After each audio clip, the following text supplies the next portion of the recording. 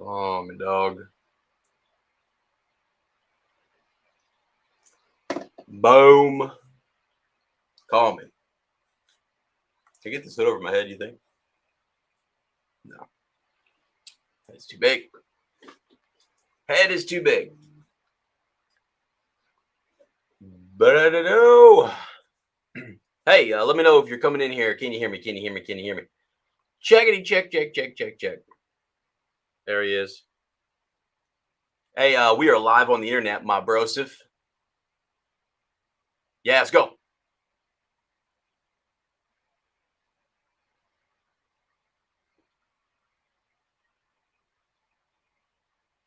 Oh, yeah, dude.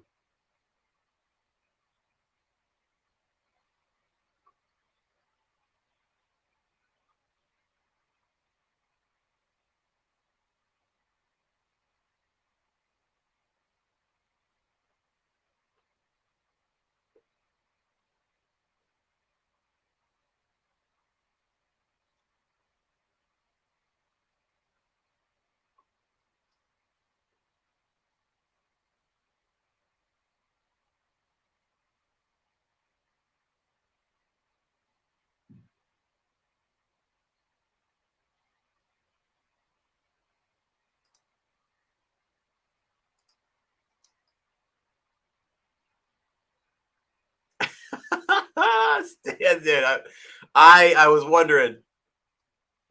Everybody's shaking. Everybody except for all Waldrick. All right. I mean, dude, he's fine. I mean, can we? I mean, how are you doing?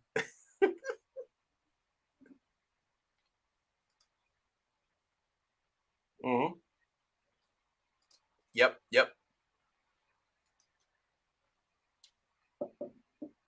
Right. Oh, okay. Scarred.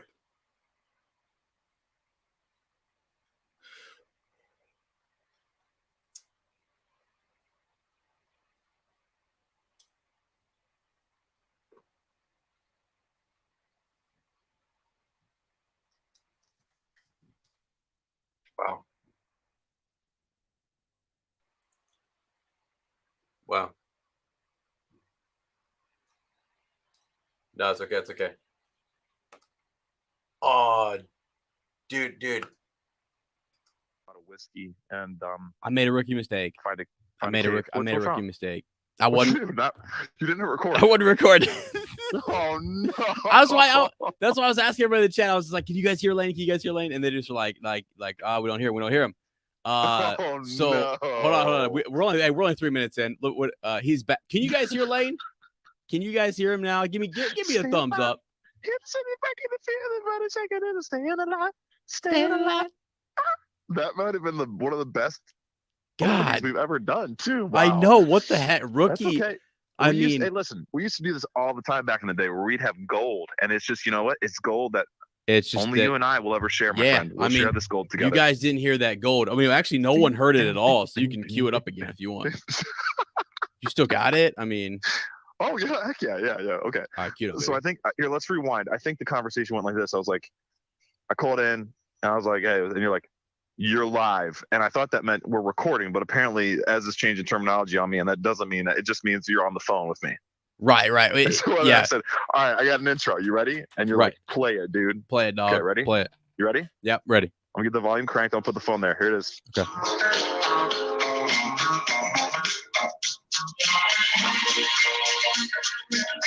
Can you hear that okay? Oh, yeah. Oh, yeah.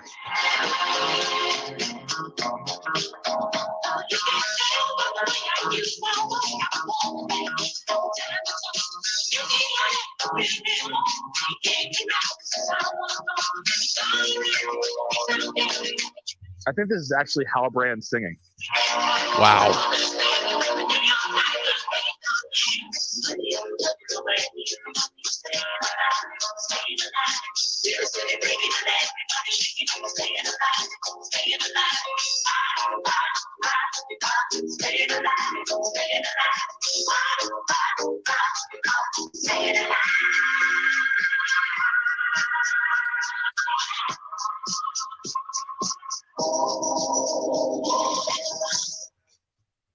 So we had a wish come true, right? We got the Hall brand cereal sent to us. Who sent that to us? Pippi? Who said? Yeah, Pippi.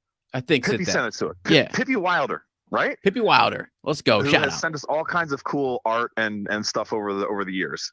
And if someone could put Hal brand, like even if you just did one of those, what was that?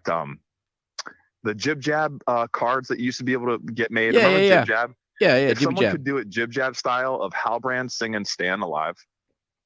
Wow, dude. Because he's a ladies' man. You can tell by the way he uses his walk. He's a woman's man or ladies' man. No time to talk. No time to talk. Right. And then he's looking around him, and the city's breaking, and everything's shaking. And dude, that's you wild. gotta stay alive. That's wild. That is. Oh, I hope somebody can like go back to the episode and maybe find somebody like maybe Antimo's like going across the like the screen and just stops and breaks a little move. Oh man. Yeah, rewinds it and fast forwards it, and he's doing a moonwalk or something. Yeah. Oh, dude, wow. how you doing, man? What's going on? I'm good, man. I'm good. I feel I said some disturbing things last episode. I talked about wishing that a female character would die. Wow. Or being not wishing. Whoops. Okay, don't review. I said no, you were. I mean, cut that. Showing disappointment that a female character didn't die. That's different than wishing someone. So showing different disappointment. Yeah. That that Bronwyn survived. Then I said at one point I was talking about making my own volcano, and now I know the recipe. Yeah. Take fire, add water, and I always thought that's how you put a fire out. But I guess under the right pressure circumstances, you can actually get a volcano to explode. Dude. And I made some kind of offhanded comment about maybe my master plan is to destroy all of Ohio.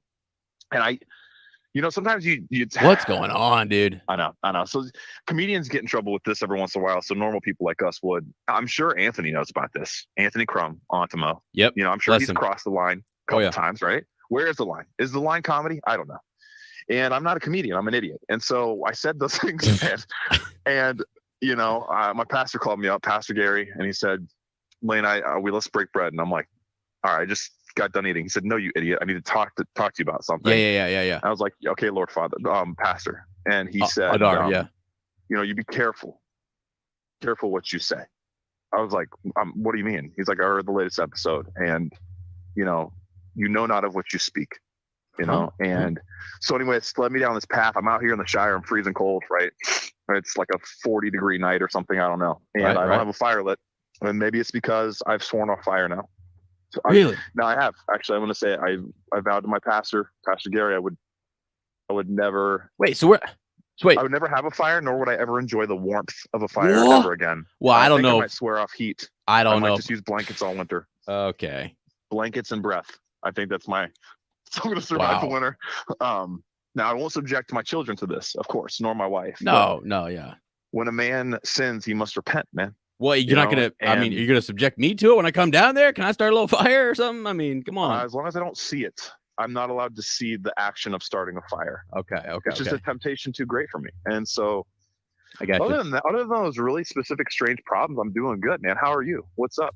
Man, okay, so speaking of like fire and like tectonic plates moving apart and things happening and magma, lava, all that kind of stuff. Dude, I am tomorrow. So I was earlier studying for a geology test geology. Get wow. out of here. Is your answer going to be sorry. It is a geography test. Okay, People are like, that's very different. Okay, but there is a element where they talk about the tectonic plates and stuff, right? So I got to thinking about this, and I was like, hold on a second. What happens when those plates are like spreading apart and the magma's coming up through there or whatever, and it's coming into the water down to the ocean? We don't know what's going on down there. Also, what if all the water just poured down in there? What if it just poured down in there and the world just erupted? I mean, is that how it's all going to go? I did kind of ask my dad. I'm like, did you see the ending of that? And he was like, yeah. I was like, I mean, I don't know. I thought that volcanoes underwater, they just kind of turned to rock, but I guess that's it wasn't enough. A different scenario. There's pressure, there's different stuff. There's pressure. I think there was a little bit of magic in the air. Now, my question, part of the reason I wanted to play Stand Alive too is, I know that Galadriel's going to survive because we see her all crusty and red and everything. How she survives, I think we need to just trust that this is a fantasy story. But I wanted to, before we even have any callers, and they might all be me tonight, and that's fine. Yeah. But who do you think is going to not survive? Because I'm gonna make go. Let's do like one character. I think Valandil is dead. No. I think Antimos Valandil. We're gonna get a death scene with him. Maybe not this next episode, but before the season is over, and that will lead to the whole thing of like somehow Isildur being lifted from stable sweep to head of the orc raiding party. If that even happens now, I don't even know if that's gonna happen now. Right. But he will be elevated to like fourth in command or something. So you think he's a goner?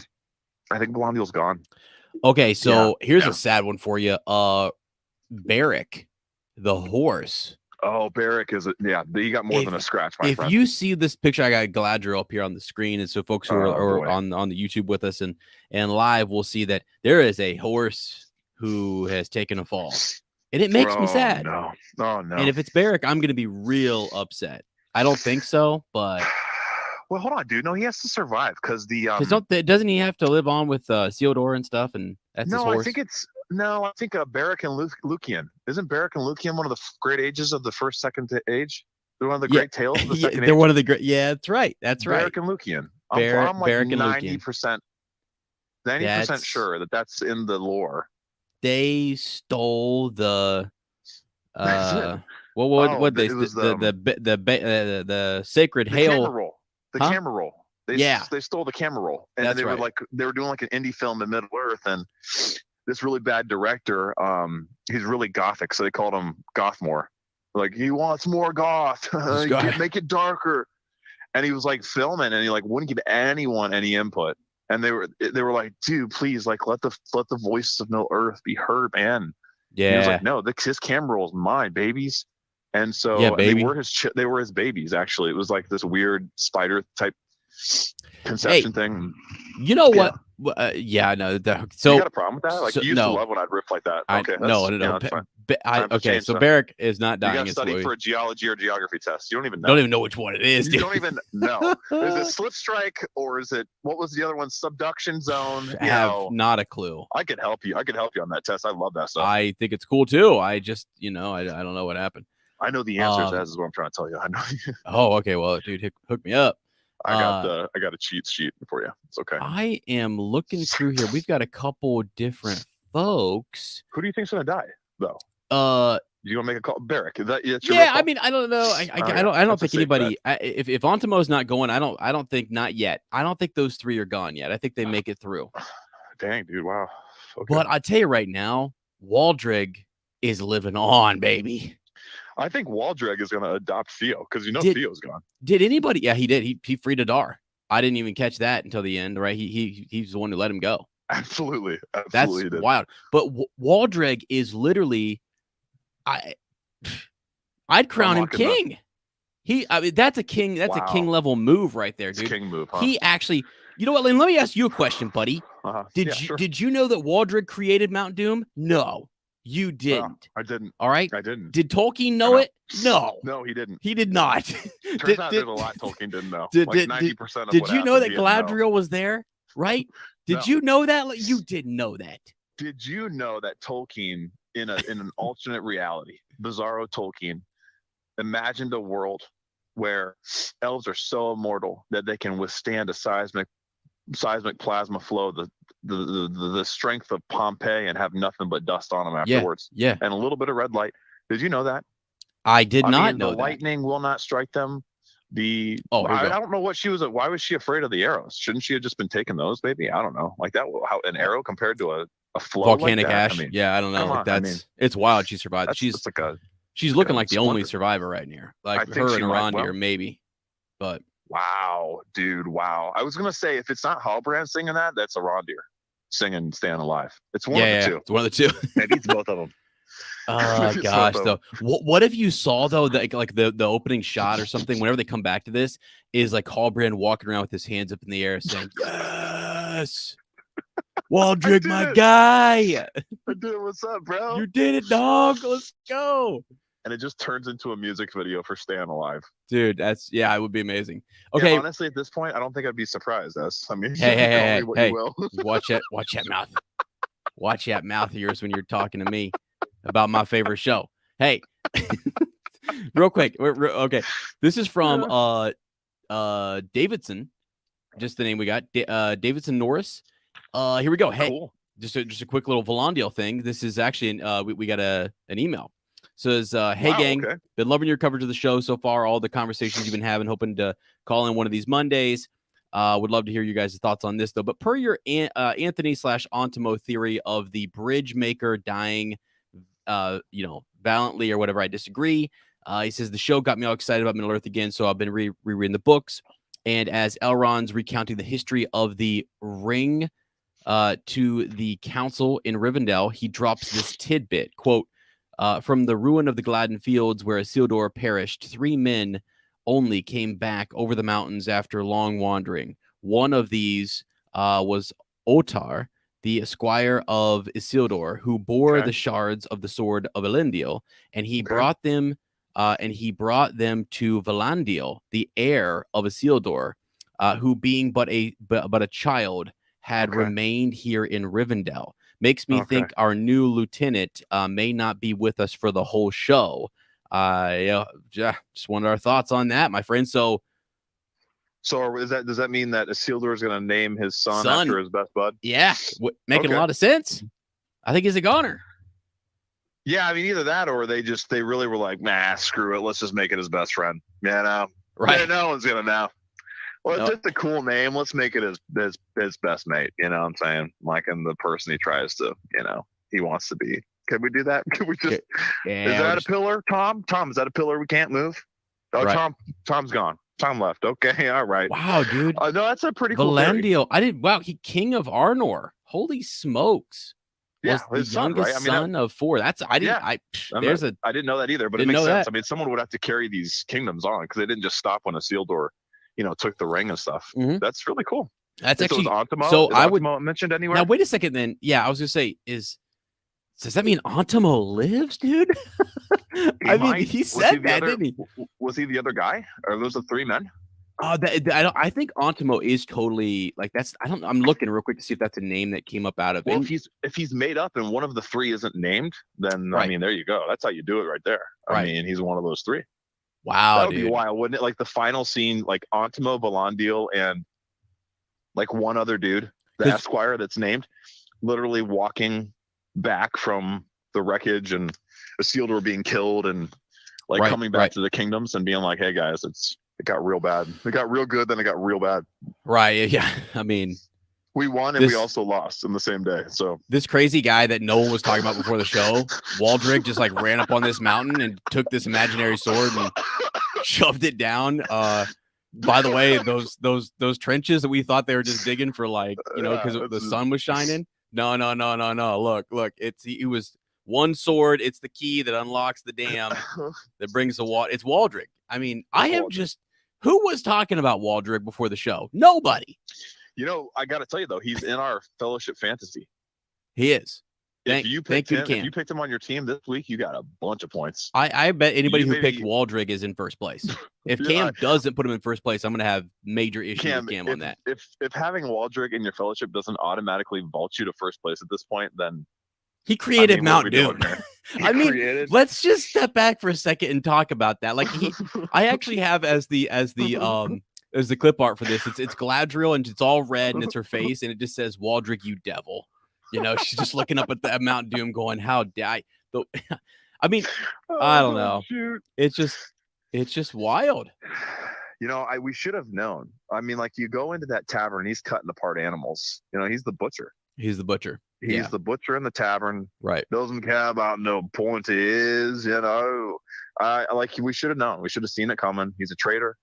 Mm-hmm. Have you heard of him? Have you heard of Sauron? But who would have thought that he could have survived all this stuff before? I mean, maybe that's the miracle. Maybe that's the real miracle. We did see like Adar kind of save him from the rock falling to the tower falling. He goes, "Well, Father, you must move," and he like literally picks up Waldrick and moves him away from the rocks, which turned out to be okay for. The one question I have too is, like, if we're talking about different intricacies of the episode. Yeah. When do you think he switched out the hilt for the axe? When did that happen? Hey, right before that horse ride? Like, you think he had a stash in place? Where he's like, I think he had a hatchet on his person, and he just did a little flipperooski. Where'd he put it in the horse then? The horse had it with him, or what? Like, you think he just? No, I think he said, "Waldreg, I'll leave the hilt in the crotch of a tree," and then he's like, "Oh, okay, now I know." Yeah, I mean, like, so he hands him. So it seems like he has the actual package. He gets that from Theo, and he's walking out. The horses come running in. He's like, "Hey, Waldreg, handoff, buddy. This is it for the win. Yeah. For the win. And you want to do something big." He gets on the horse and rides away. And then he wraps something else up. Maybe, or he picks it off the ground. I don't know. Did you have a problem too with on second watch? I was like, wait a minute, Arondir like just straight up handed Theo the blade back or the hilt back. He was like, destroy it, overcome this. I'm like, this kid ain't overcoming nothing, dude. Yeah, Arondir, like, it's like a little too much trust in your son, Arondir. I mean, like, hey, talk about ears that have been covered the whole time. Yeah. Theo's. Have we seen his ear tips once? Whoa. No. That goes into your whole theory of like Aodian, her ears. Dude, we haven't really seen. They're deceivingly covered. Hers are. They are. So are his. Go look at his haircut. It's like Harry Dunn's haircut, which is very Middle Earth. So Harry from Dumb and Dumber, it's the same pumpkin pie style haircut. Right. Just real quick. So we have a couple questions. We're talking about Adar. We got somebody in here who says, I'm kind of still confused on who Adar is actually. Yeah. So you're not alone in that confusion. Yeah. I'll say that. Maybe he doesn't know. You think he even knows anymore? I actually think they truly set him up to be someone like Maglor, and they totally just can't say his name. And so they're like, we're going to put all those clues there. So he could be this guy. We're never going to give him a name, but he's going to be one of the first orcs. So he's basically an elf who was tortured and converted and turned by Morgoth. Yeah, she called him the Moriandor or whatever, which is like the first elves that were turned, which I think that was also like an invented term. I'm sure someone could tell us that or not, but but a cool one. I mean, it makes sense. And then I didn't even I don't know why I didn't realize this, but like his black blood was crazy. Oh yeah. I was like, wait a minute. Oh, that's his blood. Like, yeah, wait. He that's like orc blood. He's got orc blood. He has orc, which is crazy. Yeah. So yeah, he's like a I don't know, like in the same way that Uruk-hai were kind of like men orc. Yeah. Crossbreeds. It's like Adar is like an elven orc preliminary or something. Okay. It's crazy. Hey, we're speaking of orcs real quick. Did you? I have 2 points here. So Lottie was talking about as we were watching it. She was like, he said, as free brothers and sisters to the orcs. Yeah. Did you see female orcs? Because then it flashes to the one, and I'm like, that looks like. I've been trying to remember.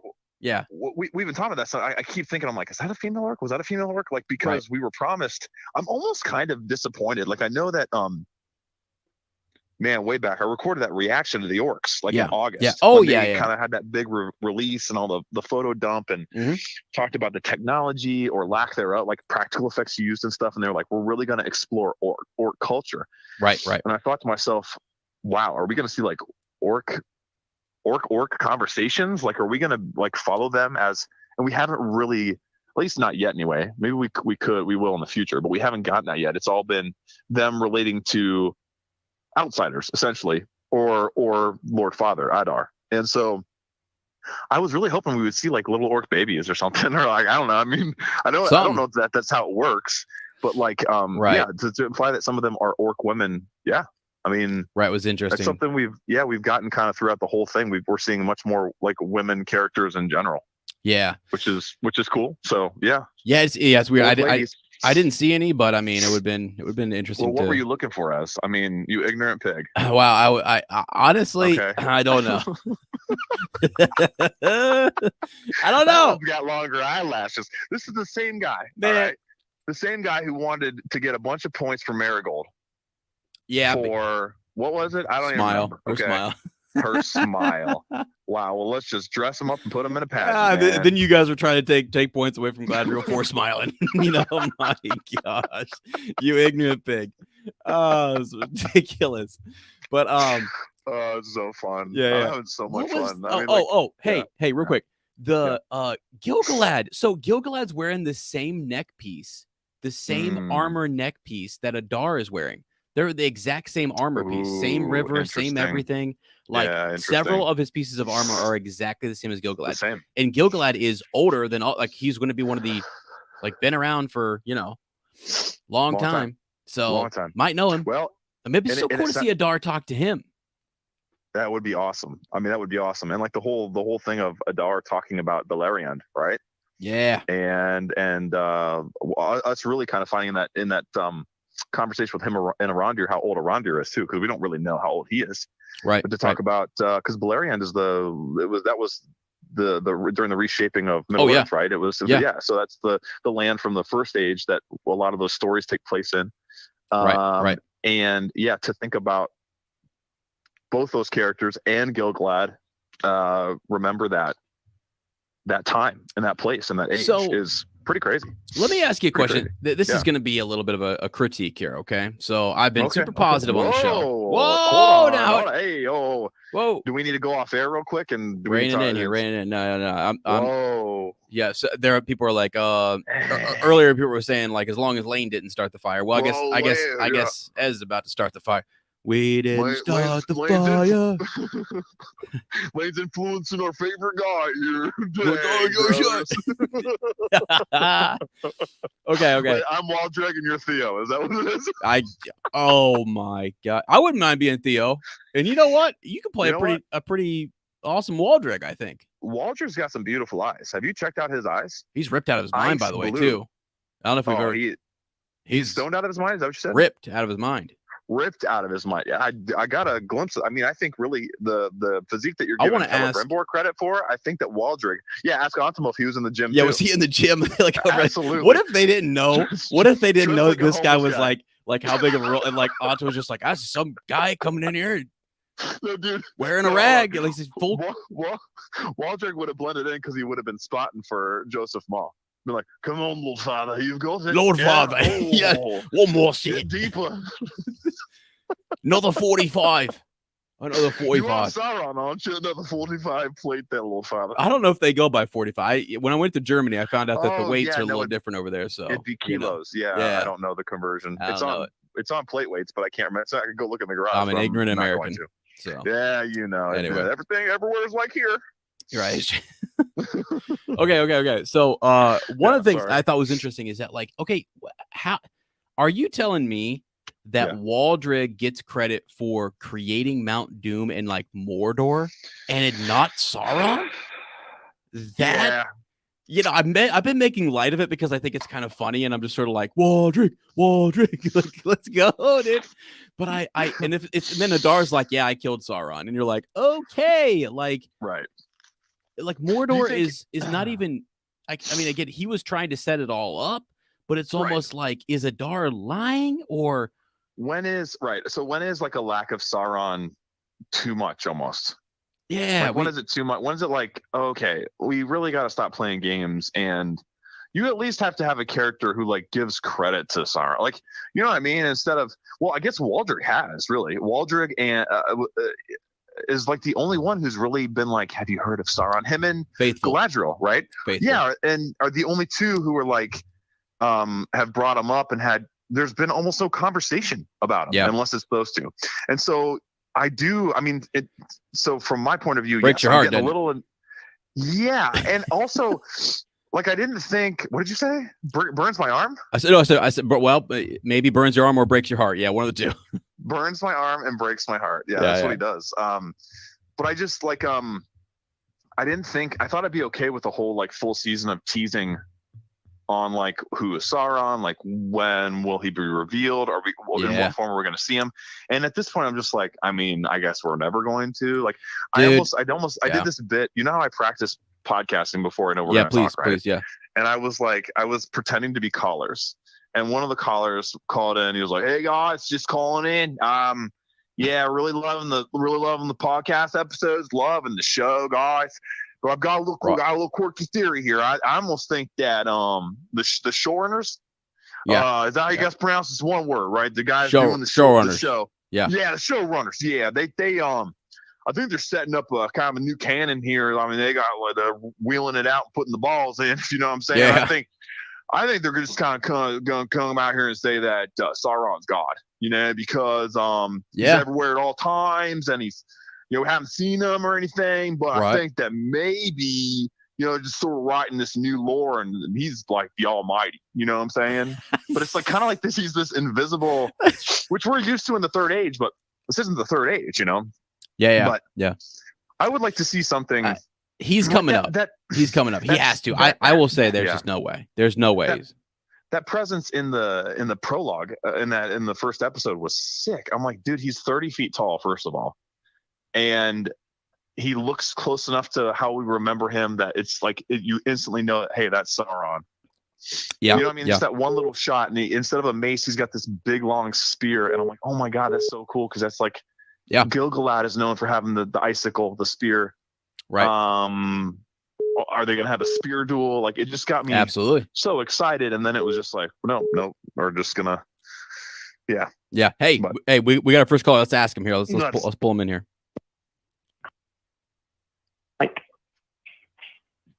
To accept, press 1. To send a... Hello and welcome to the Hobbit Hotline. Who are we speaking with? Oh, they lost him. They bounced off. Ezra, is that you? Hold on. Hey, thanks for calling the Hobbit Hotline, dude. Okay, this is awkward. bro. What happened to me? What'd you think of the episode this week? Episode 6. Ooh. Yeah, bro. Here's the thing, dude. Like, I don't know much about the lore or anything, but like, yeah. Sure. I'm pretty sure that's not how volcanoes are created. So okay. I just wanted to come on and say that because I'm a geography major. Yeah, I was just gonna ask, what's your training in geography? Do you know a lot about it? Yeah, I've been on Mount Kilimanjaro. I've been on that one. I've been on that one. One of the oldest, tallest mountains in the United States. Okay, yeah. So what do you know about I've been in there. I've been inside it. Inside it. And you have been inside a mountain. I just wanted I thought you guys wanted some context for the show. Just the little real life kind of thing and bad things. Are you this? Can I ask you a question? Yeah. You might not want your identity revealed because a lot of scientists like to do this kind of stuff, in pseudonym form. Are you the scientist that came out and confirmed in a recent article that volcanoes can indeed erupt that way? The show. No, that was Dr. Burbanks. That was Dr. Burbanks. Now, did you Burbanks? Dr. Burbanks. It sounds like maybe you're. He's called in right now. Here he is. Oh. Okay. Mike. To accept, press 1. To send a voicemail. Hello, welcome to the Hobbit Hotline. Now, I was promised this is Dr. Burbanks. Is this Dr. Burbanks? Oh, man, unfortunately, it's not. Sorry. Okay. Who we got? It's going to be better. Who is this? Welcome to the Hobbit Hotline. Who we got? This is Mike up Shire. Oh, the one and the only Mike up Shire. What's up, dude? Yeah, not much. I tried to call in earlier, but it didn't go through. It's on you. It's on me. It's on me, dude. I'm sorry. The volcanic ash in the air, Is that what it is? See, it can't kill us, but we know it messes up the airwaves and the phone messages, all that stuff. Dude, I've been waiting. We have been waiting anxiously for you. It's good, man. It's good. Take your feet out of the comment pool and just dive right into a phone call. What do you want to talk about? Enlighten us on us, Mike. Unleash on us. Well, I think so. Before I called, y'all were talking about Sauron. I think he's been there the whole time. I think it's Halbrand. Wow. Like I'm okay. So you're 100% on board with. Okay. And I wouldn't be surprised if I'm wrong. It happens a lot, but yeah. Well, so what are some clues that you think? Because a lot of people are talking about this. A lot of people are even just flat out being like, "Oh yeah, Sauron." I mean, Halbrand. What are you thinking is like pretty hard evidence? Because I did find it interesting that he stopped Galadriel from killing him this episode. I was like, that's odd. Like, I know that she had just done that to him, but it just seemed kind of like a weird. And then Adar says, "Who are you?" And he just kind of doesn't even turn around and walks away. It was weird. It was a really weird interaction. So I think that almost could kind of play. What else do you think other than like? Yeah, so tell me what you think. Evidence of that. So yeah, I mean, there's a lot of weird stuff. Like if he is Sauron, there's some weird stuff like that seems kind of off. Yeah. Or he was saving the villagers, telling them to get behind walls. Like that doesn't seem like a Sauron thing to do, right? No. But I mean, he makes a lot of comments. The whole thing, like from the beginning, looks can be deceiving. He's a master smith. He's fascinated with smithing. He says there's a lot of opportunity here in Numenor. He's been he's been searching for peace longer than she can imagine. He knows how to find people's fears and then give them an avenue to confront the fears, all so that you can control them. And then at first he really doesn't want to help her out until she talks about how she was betrayed by her own people and her own troops or whatever, betrayed her, turned on her. And then we find out this season, same thing happened to him. So he's got feeling for that. Wow, dude. Yeah. Oh, he wants to bind her. Look at his armor. It's like 80,000 rings all on his armor. Right. That's true.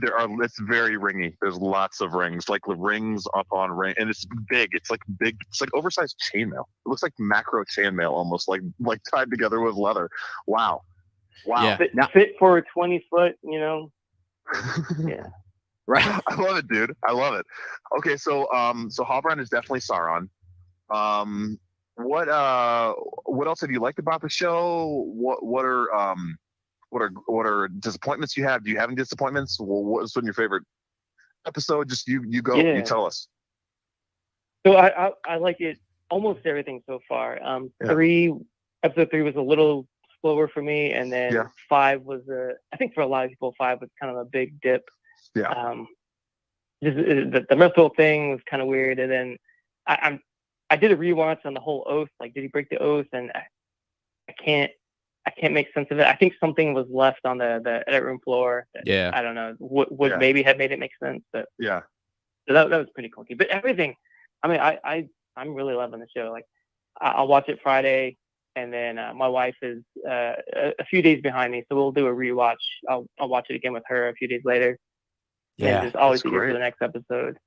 Yeah, that's great. In fact, we just got done with rewatching 6. So that's awesome. Yeah, that's really cool. Okay, so this episode 2, what did you think about the whole master plan of, like, we've been talking about it? Do we give total credit to Mordor to Waldrick? Like, is the author of Mordor? I mean, what did you think about that whole revelation of how Mount Doom was created and stuff, and the whole process? So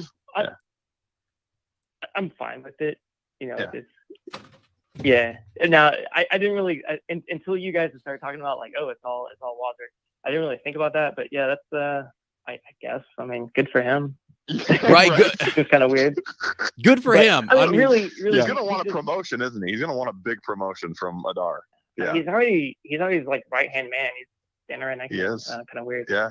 But I mean, he's just a pawn, right? It's not him. It's Adar's master plan, and he I think was just using, I guess, Morgoth's plan. I'm not sure if that really fit in or not.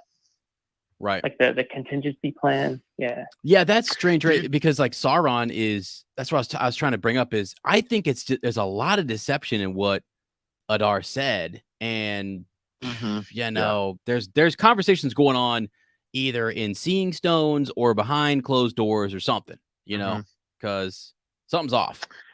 It was cool that he sort of answered some of Galadriel's questions. Like, it's almost like he saved, like, he knows. That's the thing about Adar too, is he knows sort of, I mean, not that Arondir's not important, but he conversed with Arondir differently than he conversed with Galadriel, right? Like, Arondir, he didn't answer any of his questions. He didn't even like entertain a response. He was just like, no, you're going to go deliver this message. But with Galadriel, there was a bit of, I wonder if he kind of enjoyed, in a sense, like being captured and having this like interrogation type, in the same way that like the Joker in Dark Knight like loves, messing with Batman. I was going to ask. Oh, okay. So do you think, because you're a lore master, man, you love like, I don't know. Well, no, you do. You've helped medium. us. Okay. You're a medium master of the lore. You've helped us a lot with, things that we don't know offhand. You've been able to fact check for us, or just things that you remember from Tolkien's greater works. Do you think the whole thing of Adar being more of a like the thing that was thrown around that we started looking into and were fascinated by and helped our learning was the Maglor theory? Do you think that he is someone else from lore? Do you think he's purely just created for the show? What do you think about that?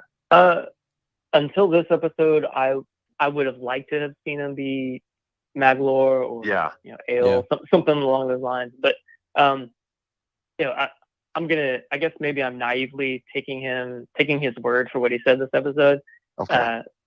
And so I'm on board with where they're going with that. Yeah. Okay. And I think with that, he's probably not a named character. Okay, cool. I mean, Yeah. I'm fine with that too. I mean, we've got a lot of creative characters anyway, and we know that there were a lot of like gaps in, like the narrative aspect of the Second Age. So let's have some new people. Yeah. Oh, so Yeah. I wanted to ask you this too, because I haven't heard. I'm sure that you maybe made comments, but Ez keeps those all secret from me. He won't even tell me how to use the internet. I don't even know how to do it. Won't let him on it. Won't let him touch it. Who do you think the stranger is? What do you think's Oh, going on yeah. with the stranger falling from the sky man. and all this stuff? So I think unfortunately it's probably going to be Gandalf. There's a lot kind of pointing to that direction. I really still hope you hurt Ez's soul by saying unfortunately there. You know that, right? No, but he also encouraged it because he's given it some life. You know what I mean? And I know it goes so counter, right? I think Mike, you're gonna say like counter to the lore and stuff. It's crazy. Well, no, I mean if they want to make it Gandalf, that's fine. I want it to be a blue. Like, I really want it to be a blue. Yeah. Wow. And I think like if they make it Gandalf, like I guess now I'm more fine. In the beginning, I would have been more upset because the way I see it, they want to dive into the Second Age story. It's like, okay, well then dive into it. Yeah. Go with it. If they want to draw more and more ties to the trilogy, it's like, why don't you just do a young Aragorn story? I think they have more rights to that, and it would have been, I think, just as a great series, Yeah. I mean, I don't think I'd be having these existential crises if we had that young Aragorn story. I really don't. I think I would be totally fine. Obviously, they could totally pull it out of the air and have zero Tolkien. I'd be like, but it's Aragorn, guys. It's okay. Right. It's okay with me. Okay. So the stranger. Okay, you want him to be a blue? I like that. I think that's really, really cool. That would be cool. Okay, let me ask you this: who do you think the mystics are? These three.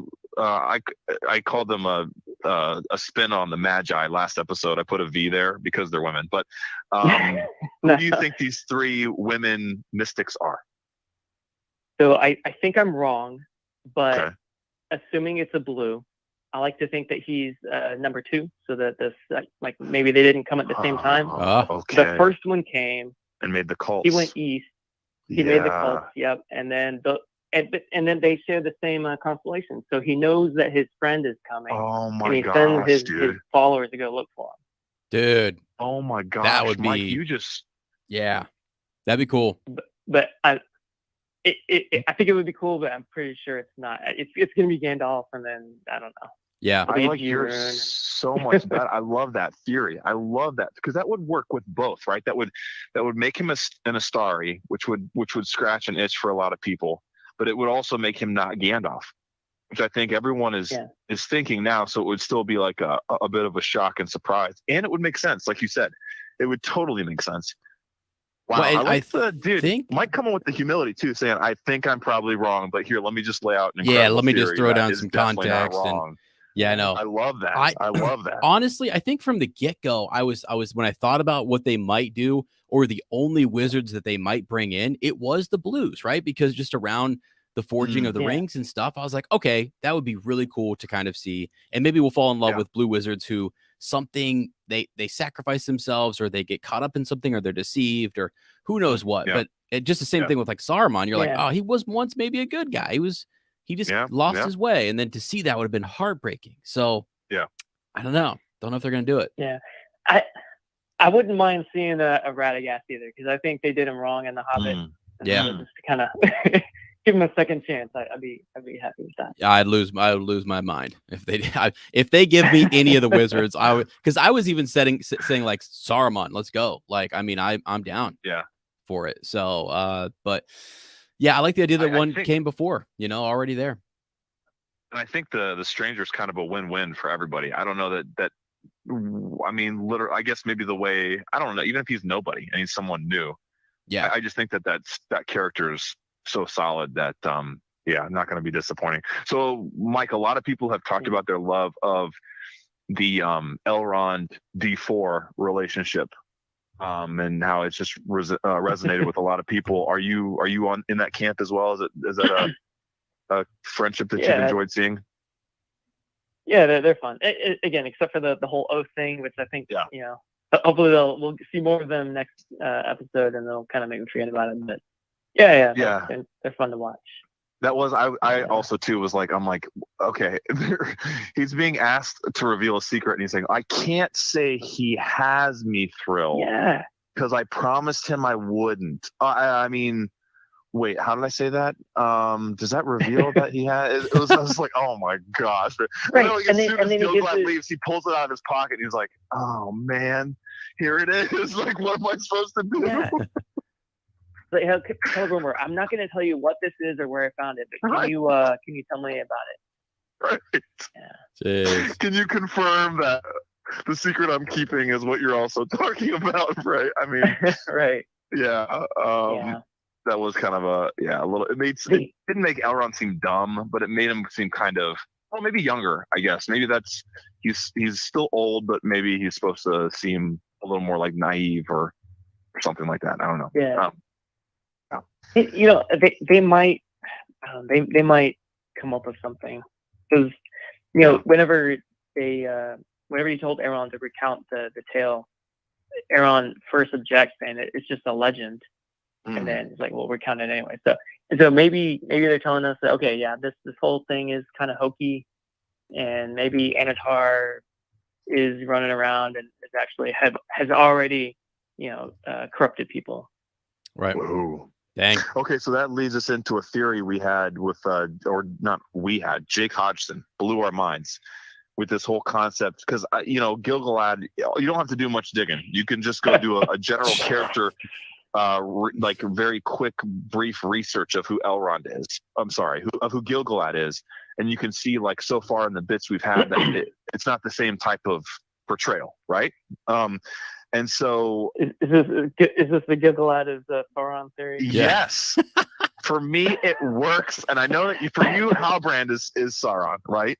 But how would you feel about the reason Gilgalad feels so wrong is because it's like Well, I'm trying to think of a movie where the character is like tied up in a dungeon, and then that person takes on their clothes, becomes them. Professor Moody, man, and Harry Maybe Potter. Like oh, is it Harry Potter? Okay, there you go. Face Off, right? Yeah, Face Off. Yeah, Oh, that too, yeah. So he's impersonating Gilgalad. What do you think about that? I think it's one of the best I've heard maybe ever. Yeah. I don't personally like it. Okay. Saw that coming. I mean, if Sauron's one of the elves, I guess I would maybe lean Makes more some towards sense. Celebrimbor. Okay. Yeah. Well, But you're right. I mean, Gilgalad doesn't really act, I guess. I don't know. He I think accurately foresaw that Galadriel would bring back Sauron. There's that. He's got some wisdom or some foresight. Yeah. Now, and then when he's go ahead. Well, I just want to throw in the mix for conversation here. Amanda was in the chat and said that, like, when Adar said he defeated Sauron, he said that he split him into two. Oh, geez. And so is that where the intimacy coordinator comes into play? Well, like, I hope not, but okay. I hope not. But I'm just thinking, Right. maybe that fits. Hey, maybe that fits our Hall brand, all right? And then I don't know, some other advisor around. Oh, wow. Gilgalad, doing him some worm tongue situation. Devil running to and fro. Yeah. Okay. Yeah, he's running all around here. Yeah. I don't know. So I don't know though. I hope if they would go bold, go big, go bold. That would blow my mind if they did something like that. I would be like, what is going on? Yeah. So Okay, so but kind of out on that one. I appreciate that and I understand that. Mike, what do you think about I'm trying to think about this Harfoots? How do you think about what do you think about the Harfoots? Their depiction and their like the kind of the walking back of the culture of hobbits to a certain extent. Yeah. So I think from what I've heard of some of the other people you talked to were a little apprehensive at first going into the series, but have fallen in love with them. Yeah, I think the same thing. I really like the Harfoot story so far. And then I like how they have a pretty dark, I'll call it a practical side. Some people call it a dark side, sure. Yeah. I like that. And then the whole ceremony where they remember the left behind. Yeah, we wait for you. I really like that scene. Yeah. Yeah, like that. It builds in that whole like even like the whole like speech giving and like storytelling aspect, and also like oral history kind of thing that hobbits are so good at too. While showing, like you said, that it's a little darker, it's a little more of they're a little more animal than they are like person. Yeah, hopefully that's not like offensive. I mean, you know what I mean? Like they're more. they're more. Yeah, it's like, well, kill or be killed, survive, man. I mean, we're not going to wait for you. Instinct, some of us are even going to threaten to take your wheels off, like Melva, Jeezy, Cal. Yeah, ice cold. She's ice cold. They're so intent on staying hidden and unseen, and that kind of, I guess, fits the lore in that. The big people, I guess, just didn't really notice them until much later. Yeah, absolutely. Awesome. Wow. Okay. Anything else that you want to like talk about? Anything else that's hit you as inspiring, or I mean, if you want to talk about the music or special, if any of that other extra like experience stuff. Oh man, it's great. In fact, so when I was rewatching episode 5, talking about the music is great, but it kind of really jumped out at me during the sparring, the sword fight sparring scene where she's training the soldiers. Yeah. And the music goes with that fight scene so well. Yeah, that's that the Scherzo or whatever that we asked Rebecca about. I was like, it seems so different and out of place, and it's a real quick track on the soundtrack. She's like, I was like, is that like a standalone thing, or is it? She's like, no, I'm guessing it'll be used somewhere, and it was used perfectly. So, yeah. Nice. Yeah. Cool stuff, man.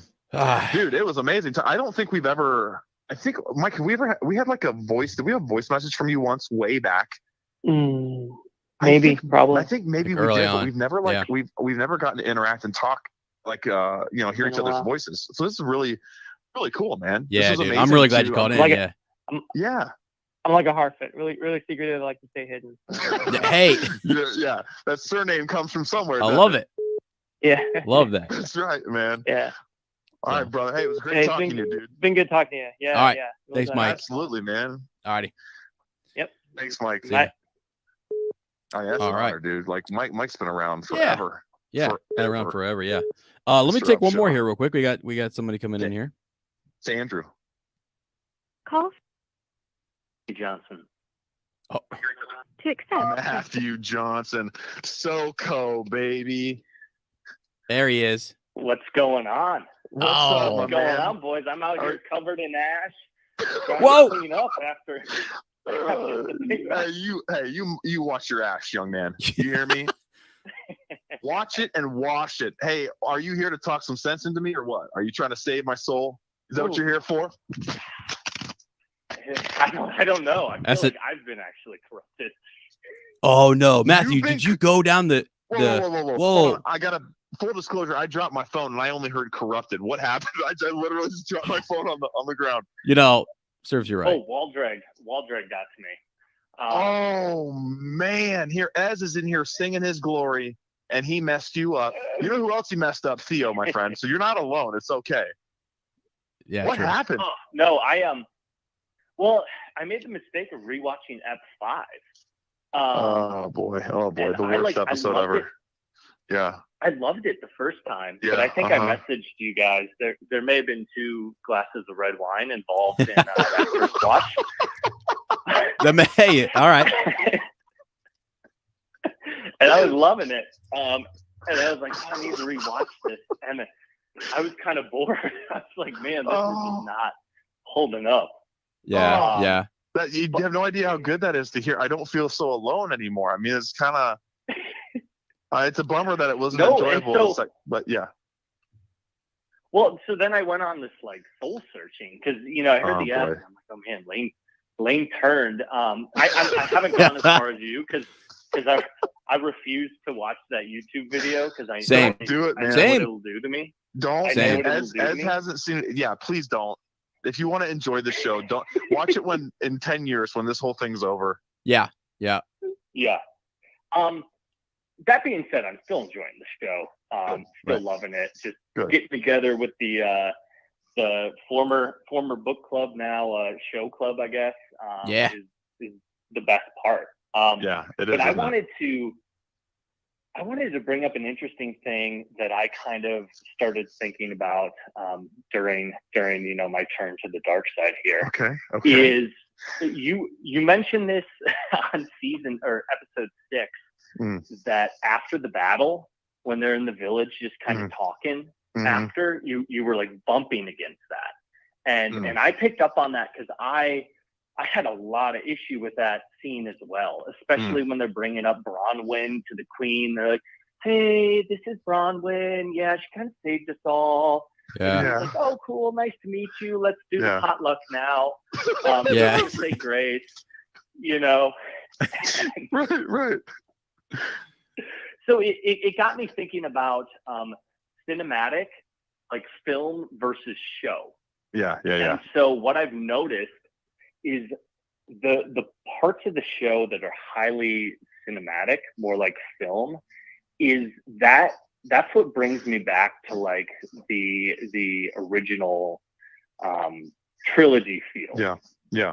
Specifically, I would say like the first half hour of the first episode and the first bit of episode 6. I mean, it was super cinematic. They were ripping off like Seven Samurai combined with Pale Rider, and so and they had all those horror elements, and so I was really feeling almost the cinematic film part about it. I mean, especially when they're coming over the hill with the torches.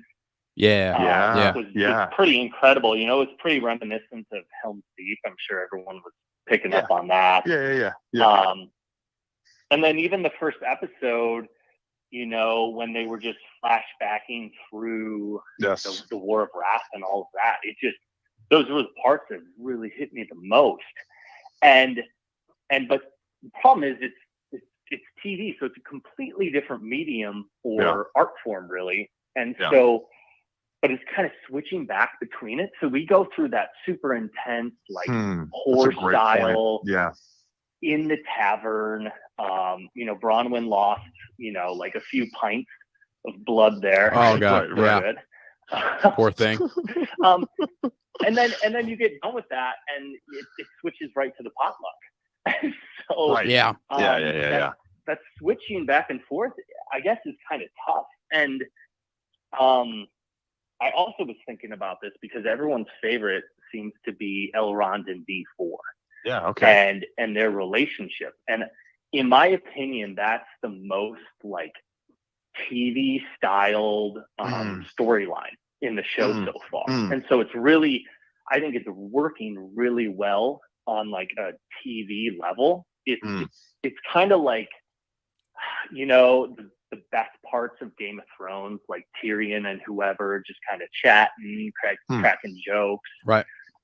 It's given me those vibes, and that's what I think is most people are responding to it the most because it's working within the medium the best. But I don't know. This is just my crackpot theory. I'm interested to hear what you guys think about it because it sounds like you've had some kind of conversations around that.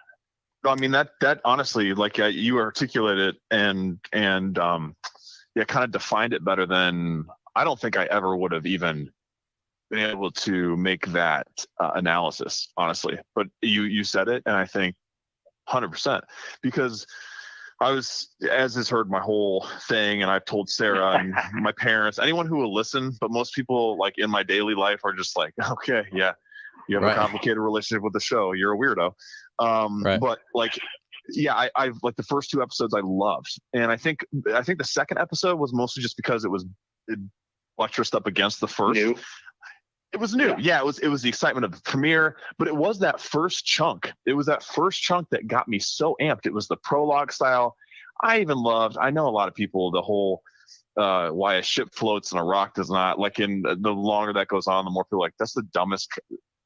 Hey. I like, watch your mouth. For me, I like the whole, I'm not saying I think so. I'm saying a lot of people have had that criticism of it. It's just kind of it doesn't even seem Tolkienian. It seems like a modern bit that's thrown in there, which, whatever. But for me, it was more about the whole, you don't always know what light to follow until you've touched the darkness. And I think, like, that's something that, touch the darkness. For me, it's not like you go and you try to, like, embrace being evil. But for me, it's like, it's almost like until darkness touches you. You know what I'm saying? Like, until you go through something difficult. Yeah. Mm-hmm. Until because, like, that's the thing about, exactly. That's the thing about difficult times is they will find you no matter what.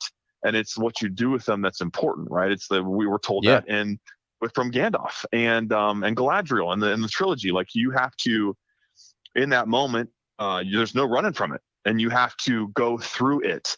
And so that's the whole touching darkness thing that related to me. So, like, those moments, you're right, they feel more cinematic. They feel like you could have had them in a movie. I came away from the first 2 episodes saying it felt like the trilogy in the best ways possible. And then, episode 3, very different pace. And it's almost like the more and more storylines we introduced, and also even just like the whole idea of cutting away from storylines for entire episodes, which I know you have to do in a TV show. I know that, but we're talking about something that is so deep-seated in, like, film that you can't, like, if you do any thinking about it, you can't help but compare the two. And I don't know that I don't think it's a like a wrong thing to do. So just and then I'll shut up. But that whole idea that there's cinematic and there's TV aspects of this show, and how maybe the film, the ones geared more towards like a film feel, are hitting deeper than the TV show stuff. Because you're right, like that whole, it just felt so, I'm like, well, this is convenient. This is convenient that you guys arrived just in the nick of time, even though it would have taken a long ass time to to ride all the way across Middle Earth, but that's fine. You arrived just in time as the sun rose, by the way, even though 2 seconds before it was dark in the tavern, like it was still nighttime outside. The sun, rises just in time. You kill everyone. That's cool. Almost no one dies. You capture the bad guy. And then, you sit down and you're like, hey, you guys want some tea? Or we've got ale. You want to break out the songs? And then 15 seconds later, it's like the whole world's blowing up. And it's way too, like, the shifts are it's almost kind of jarring. So I understand I think that's maybe the best way I've heard it said, how you said it. That's what you think. Well, no, I agree with like everything you guys are saying, because I mean, it is like, it's a different thing to stretch these moments out. And sometimes there's like awkward, there is cheesy kind of awkward moments, and I think what Matthew said is like those moments tend to show up when it's more like TV, where they're killing it, as he said, which with Elrond and D4, that's TV done well. And so it's sort of this, I think, when you're trying to balance both, because again, they have to, like, I think there's a pressure. And Lane, you talked about this before the show, why there's so many of these little nods and references, and we're talking about Peter Jackson, we're talking about comparing this bad boy to the trilogies. They know that's happening. They know that's going to happen anyway. So it's a weird basket to kind of be in. You know what I mean? I will add this little caveat, though, that I think for someone like me who I don't even know how to say this, but like okay, for me, if they would have built in more like events from the actual Second Age, or if they would have tried to tackle the time thing differently, as opposed to homages to the film trilogy, I think it would have made like all the TV moments more like feel better, or be more forgivable or something for people who are who are analyzing it. Because like the problem is, when you look into this stuff and you like talking with Jim, and I asked him, I'm like, dude, am I accurate in saying like 90% of the stuff in the show did not happen in anything Tolkien wrote? And he's like, oh yeah. Like that to me, because that's just well, that's my own guesstimation. And then I'm like, then that whole comment that Payne made of, well, we want to make a show that's the novel that Tolkien never wrote. And I'm like, okay. And that's where I, as a fan, need to say, so instead of saying this is adapted from, Tolkien's writings, you need to say in my mind, I need to say it's a TV show inspired by the universe of Middle-earth. And then I can make it work. Yeah. You know what I'm saying? Yeah. That's what I'm having trouble. Well, I'm having trouble because there's really cool ahead, stuff Matthew. that happens in there that they do have like the rights to. And so it's just a bummer because I think there's great stories being told. Don't get me wrong, but there are great stories being left unretold, I guess. And so great tales being left unfinished. Yeah. Yeah, exactly. So or unrealized on screen. I just think it would be so cool to see some of those things that actually happened. Like I will say this. I love the I'm glad that probably my favorite thing from this episode was Elendil and Isildur having that reconciliation. Like that to me, I was like, okay, yes, that's Elendil. That's Elendil. And I can see that being like Isildur and that bond they had, and the fact that they hugged each other and embraced, and it was a very like caring father-son moment. I was like, that's what I'm talking. Like I don't think I needed the other stuff before. I think I needed it to be, and like I said in the circle segment from. Maybe it's just like we caught him during a bad week. Okay. But it was such a weird thing to kind of work through at the beginning of these two like wonderful characters that in hindsight, like in 4 years, I probably won't even remember. But anyway, something that, in the short term is weird. Yeah. And I think that's part of the TV-ness of it because it's week to week. Yep. We're thinking about it. You guys probably are too talking much about it a lot. Yeah. By the way, I mean, you guys are heroes. Just cranking all this out. Oh, come on. Hey, you're a hero for calling in every week and still listening to our goofy butts. Just call us the wall dregs of the podcasting realm, all right? And we'll be happy. So we put that on a t-shirt, all right? It couldn't work better for me. On Mondays, I've had to travel every other week to a very small town in Nebraska, and I sit in a boring hotel room and talk to you guys. So it's wow, this is great. Only in a boring hotel room in Nebraska do we sound like a viable option. I mean, that's what I've always felt that way. In fact, that's as and I like that's what we can be boiled down to. Slightly better, not a boring hotel room. No, I know. I think that's actually the truth, though. That's the truth. But that's where we're like, we're unraveling the mysteries of Tolkien in a boring hotel room in Nebraska. That's what I'm talking about, baby. Man. That is like, that's Hobbit country. I love it. That's beautiful. And really, that's like, you think about the actors and actresses in New Zealand, like for the show and for the movie, a lot of times they're in the middle of BFE, man. Yeah. There's nothing around. And that they were able to like hyper focus on this story. And so, it's beautiful. Yeah. I love it. I have like 1,000 thoughts on the film TV thing, but I'm going to switch topics on you guys if that's cool. Yeah. Yes, please. And this is another just maybe random thought exercise that only I think is interesting. But I was thinking of this after Ep 5 is how much do the characters know versus what we know? And so my example is Gil-galad telling that ridiculous story about the Silmaril. But I was like, well, I don't know. Does Gil-galad know what happened to the other Silmaril? Does he? It's not like Megalor was on Instagram being like, about to jump in that pit, or like they're tweeting, about to throw the Silmaril into the ocean. Like, how would people know that stuff? Right. True. So is there like more mystery that is happening for these characters than we even give them credit for? Just because it's not like Gil-galad and Galadriel are connecting on Facebook and DMing and, hey, how'd that voyage go over to Valinor? So that's a good point. Maybe I thought the Palantirs had DM though. No, I thought the Palantirs had DMs. Isn't that right? Oh, you're right. No. Well, there's only like 7, right? It's not like the iPhone. Exactly. Yeah, they don't have them in the pocket. Well, I think one of them fell into the ocean, so that's why they were keeping track of when the Silmaril fell in. They were all like, "Oh, there it is. We got it." Is that why the sea is always right? It is. live streaming. Oh, for sure. How dare you guys say that? By the way, is it SEE? I know that's why Fielder doesn't say it, dude. Because it took mommy, man. It the took mommy. C is not always right. That is crazy. Dang. Nope. He's got a problem with that one. That's for sure. Yeah. Well, But no, I like this idea that characters having more knowledge about the lore than we do, and they'll just fill us in along the way with some crazy stuff like that. First of all, Lane, how do they have the what do they call it? Hithlayer, the Mithril tree battle Balrog fight. Where did that come? Where is that just fabricated and made up, or is that in anybody in the comments? Anybody know? Is that so? They just basically said, like "Hey, the old lady who lived in the shoe." Yeah, yes, it is like maybe it's or the Man in the Moon kind of thing, where it's just this is, this isn't really how it happened, but we're gonna try to explain how. Yeah, I mean that's the thing that I've seen everywhere is that it's not part of the. Okay. It was all made up for the show. I mean, it's cool. It is cool, and maybe that they also the whole thing of like the.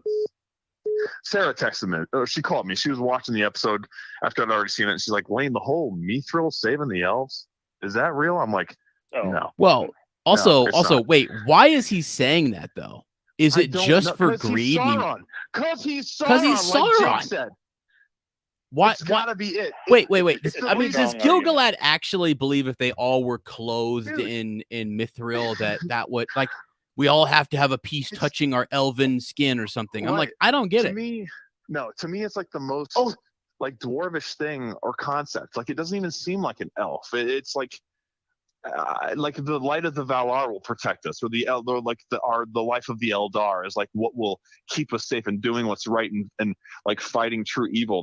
That's what will protect us and our ways as a people, not a material. I don't know that to me I was like, man, they better have a really good reason for Gil-galad saying this, because, and then Elrond being like, oh yeah, okay. I guess. God, what do I do with the stuff in my pocket now? Yeah, I don't know. Did you notice when Gil-galad gave his whole speech about hope that his like face was just expressionless, and maybe that's just how he is as an elf. But he was just kind of blank, staring out into the moon, and he was like, "And this is why we must have hope." Blah blah blah. Mm-hmm. It never faints. He was just kind of blank when given that. I don't know if it was the acting or if he was trying to be elf-like and have no emotion, or if he's Sauron. I don't know. There you go. Right? Yeah. Sorry. Or if he might be Sauron. I mean, yeah, exactly. Yes, right. Like that's not in his the whole thing. Like once you, because again, I watched the first couple episodes. And I was like, all right, yeah. Maybe that's what Gil-galad was like. I don't know. And then you just do like I was talking with Mike. You do a surface level research on Gil-galad, and you're like, holy crap! No, that ain't even close to how he like as a character response. So that's another thing with like pillars being moved and stuff. Like if important characters like that are, and we're not talking like an episode or two now, we're talking almost the entire first season that Gil-galad is being portrayed this way, right? That's a fair chunk of time when he wasn't ever like that in anything that Tolkien write. I know I might be getting way too hung up on this, but to me it just seems like not like a character assassination, but pretty damn close. It's like it's close to like the whole Faramir stuff. And they were like, nah, people can't. I mean, that's a huge gripe I have about the films, especially after reading the books, when it's like their reason was literally, we can't portray Faramir the way Tolkien said, because it would strip the ring of all its power.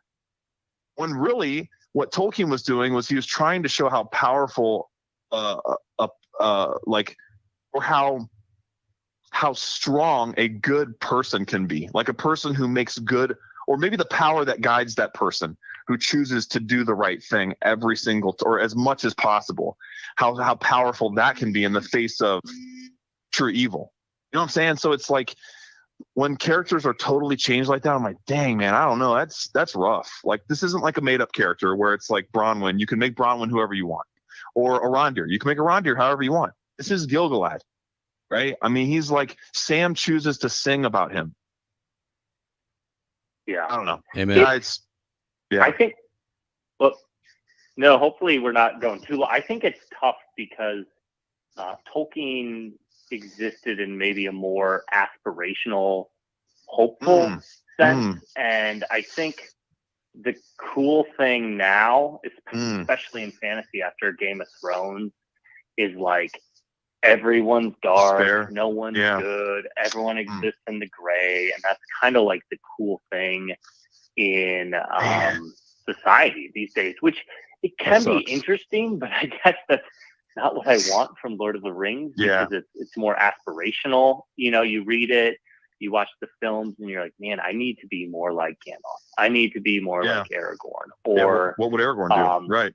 Things like that. Yeah. Exactly. I mean, that is that is the part that I guess kind of sucks, because even like subtle changes they make with Aragorn about him being a little more reluctant, right? You can almost kind of like that. You can make that one work. You know what I'm saying? Where it's like, this would be an incredible like ask of a human being, and for him to like not run full on into it like he does in the books is a little more relatable. It's not despair and gray. It's more like, I don't know if I can do this, but I'm going to listen to the wisdom around me. I'm going to listen to Gandalf. I'm going to listen to Elrond. I'm going to even believe, how my friends decide to see me. I'm going to rise to that occasion as opposed to just, embracing gloom. So, but I'm gonna one more thing here. I'm gonna turn this positive, guys. Okay. Lift us up. Yeah. I was getting awesome vibes from like the 4 hobbits with Isildur and his buddies. I always forget the names. Atonmo and the other guy. Yeah. Like, I don't know if you guys felt this, but I thought that was cool kind of to have like the brotherhood and the friendship aspect of the story, because it totally just took me back to the 4 hobbits. And I was like, this is great. Teasing each other, making fun of each other, standing up for each other. This is great. Yeah. And I love that moment too. As we haven't even talked about this, but like or maybe we did, when Isildur was like joking with Antima and saying, "It's seen enough of war for the day, huh?" And he's like, more like for a lifetime. Yeah. And it's like that thing where friends, you tease to a certain point and you're like, oh shit, okay, no, hold on, this is real. Like it's real. Touching on something here. And then how the whole tone changes and yeah, like, dude, totally like Hobbit. I will stand and I'll say that Antimo is the Samwise of Numenor, 100%. Like, he just hits the heart and soul of, I don't know, like he's probably, I would think, one who would be more like one of the faithful. Like, I don't know, the Numenorians were like these great warriors, but they weren't like bloodlust. Like, they weren't thirsty for death and stuff. And well, some of them weren't. They became that way, I guess. But yeah. Anyway. Yeah. Ooh, random other side point. Actually, I'm sorry, guys. I keep going. All right, fine. Please get it out. This is great. So who's the evil guy that Lane thinks is the IT wizard? Farazan. What's his name? Farazan. Oh yeah, so Farazan. So you were making jokes about how, like, in the books and all that, he's supposed to be a great warrior. Yeah. But I would say I've kind of had that thought about a lot of the characters, and I don't know if it's just because we haven't seen it, but even Elrond, someone who I love, I picture him killing like the 3 trolls, that he's teasing D4 about. Yeah. And I'm like, I kind of can't see it. This isn't, the same guy who at the start of the trilogy is like, Elohim, and he's yelling in the battle and all that. Yeah. And then, like, honestly, the only one is Elendil, I think, like clearly like Elendil and maybe even Hallbrand, but Elendil is like, okay, that guy could take some people down. Yeah. Like, he's been doing this for a while. Yeah. Got the body for it. But you made that comment. It just made me think. I was like, there's a few of these people I can't picture with a sword in their hand. Yeah. Yeah, no, and that's a good question. Like, is it because we haven't seen it happen yet, or because, I mean, you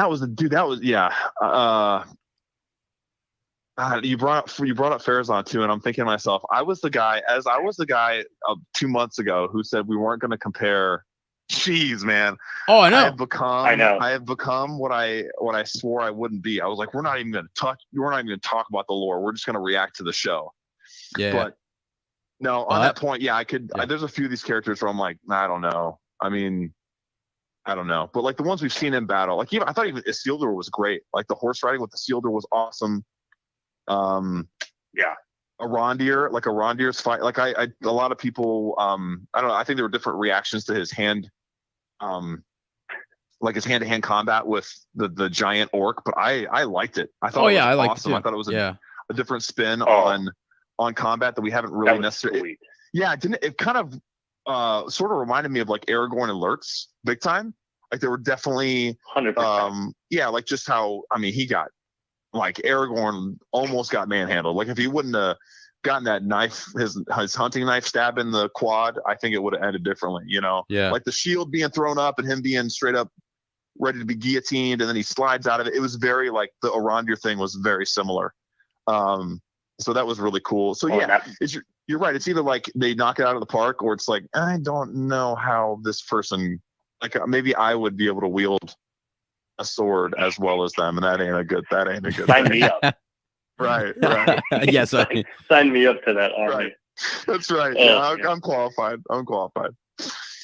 But yeah, that's good. It was crazy. Yeah, and that like that blood gushing out of his eye onto Arondir. That was wild, man. Into the well. Yeah, it was right. Yeah, that was fierce. And that was like the horror elements that I loved, because I guess for me, like the whole not even Lord of the Rings, but the whole like Tolkien Middle Earth world there's always this element of horror in it, even in the books, just because it's so big and scary. And I do think they captured that pretty well. And with that, I would say, part of the episode. Yeah, and I would say they're killing it with the orcs too, just in general. Like I mean, in the horror aspect, you're right. Even back in Bag End, right? When is it who overhears the conversation of the black? Is it Frodo? I think it's Frodo himself who overhears the gaffer talking to a strange voice, and it's a black rider just over the hill, like just right by Bag End, who's inquiring about a Baggins as he's leaving, and it's like, whoa, they were that's a little close. Yeah, scary. That's a close call, and you're like, we still don't know who the Barrow Downs at that point. Yeah, that's scary too. Yeah, the Barrow Downs are terrifying. Yeah, man. Yes. Yeah. So. Yeah, great, and even the old forest is pretty creepy itself. So, wow, dude, awesome points, man. I hope, I hope that we can get out of this thing we're in. Like, this is Ed's has been working on me. He's like, Lane, just shut up, dude. Just shut up and enjoy this, man. Like, stop being such a dick. And I'm like, I can't. Here's my trick, Lane. Yeah. Here's my trick. 2 glasses of red wine when you watch. Is that it? Yes. Two glasses of red wine. Okay. If not, just only watch it once. Okay. And put the lore in one basket, and put the show in another basket, and don't carry them together. And then we can just have a good time cracking jokes about the intimacy coordinator being here for the orcs. Wow. I mean, there are more intimate scenes than we thought, so. Right, there has been. I mean, intimacy can be defined many ways. And I don't know, that orc that Arondir was, poking the eyes of, that's pretty, that's Freudian. I mean, that's intimate, I don't know. This is like the second person he's killed with a stick, too. Isn't that incredible? Oh, yeah. It's great. That's mad skill. That is crazy, man. I mean, yeah. I love Revenge of the Trees, baby. And were you Revenge of the Trees? Were you also in that scene? I was like, no, not his beautiful eyes, anything but that. Oh, I was terrified that we were going to lose one of those. Yeah, beauties. Those are the real Silmarils, man. Those and eyes, you really would have been out. Oh, he would have. Oh yeah, Lane would have been able to recover. Lane would have been done after that. No, I would have been like, you took the most beautiful eyes in Middle Earth, Lane, next to Elijah Woods. How cover dare this show on your own. I would never return. That's right. I was kidding. That's right. And this would be like, I'm on a quest to find my friend, guys. Well, and then I'm petitioning the showrunners to like, hey, for our friendship, can you bring him back from the grave? Can you resurrect him like you did Glorfindel? Can you send him back? Yeah. Yeah, that's right. That's right. Until the task is done, please. Right. Please. So. Oh, Matthew, this is awesome, dude. Hey, I look forward to it every week, man. You and Andrew. I'm gonna have and some Seth Gleason. I mean, if we don't hear from one of the three of you on a Hobbit Hotline, it's gonna be a sad day. Sad day. We love it, dude. We love it. Thank you for everything, man. Yeah, thanks. You guys too. Have a good night. You too, brother. All right, see you, Matthew. My goodness, man. Okay, Ah. I gotta say his definition was spot on for me. That whole like the parts that feel very filmy and the parts that feel very showy, and maybe that's what I'm having an issue with too. I don't know, man. I mean, I need a hypnotist to trick me. Yeah, you do. Let's get another caller in here. Here we go. Yeah. Here we go. Call from. To accept, press 1. To send a. Hello and welcome to the Hobbit Hotline. Who do we have here? This is Andrew. Andrew, were your ears burning? We were just talking about you, young man. I'm sorry. Go ahead. I just love it every time when I hear Andrew's voice. I don't know. It's the same. Every time he says it, it's just like it's Andrew, and I'm like, let's go, baby. Can Ez's next signature T-shirt just be on the front in a quote? This is Andrew. This is Andrew. Yeah, absolutely. I think we need to make that happen on our T store for sure. Yeah. God. What's up, man? How are you? How'd you like this episode, dude? This is my favorite one. Heck yes. What about it? What are you loving? Did you love Waldreg's authorship of Mordor? That's pretty sick, wasn't it? Turn it on Mount Doom. Dang. Yeah, it's great. It's crazy. No, I mean, this one had the most action, and it's just it's like every week it grows on you more. Well, it grows on me more. Yeah. And so I know you're not feeling it too much. But, I'm having issues. It's okay though. I'm glad that you're sticking with it, and that you know. Absolutely. You got that. You got. I'll tell you what makes I me know. want to I know is you're. like you, I know Andrew. I know you're enjoying. You're enjoying the show, but it's not. Yeah, it's a different way you thought it might have gone. Yeah. The only thing absolutely. The only thing I kind of like thinking about and listening to what you guys have been saying is, you know, where you said the writer said that it was a story that Tolkien never wrote. Yeah. Yes. It's kind of like when you're watching the Star Wars series and they have at the end characters based off of George Lucas. Yes, 100%. So that's what I have to start thinking of it as. I mean, that's the only way to make it work, I think, in my brain now. Yeah. Right, with like a grain of salt, taking everything. Yeah. A little bit like that. Yep. That's wisdom, my friend. That's wisdom. Yeah. Yeah. So, but again, not knowing so much lore and being so deep into it, I think that's why I'm able to maybe enjoy it a little bit more. Yeah. Or not look at it at a certain, perspective. Yes. Right. That's my wife too. She same thing. She doesn't know anything and just like this. She's like, can we rewatch it? And I'm like, see, I think part of it's just a problem with me too. I think Lottie and Andrew would be able to appreciate it no matter what. I think it's also just an issue with Lane Smith, but.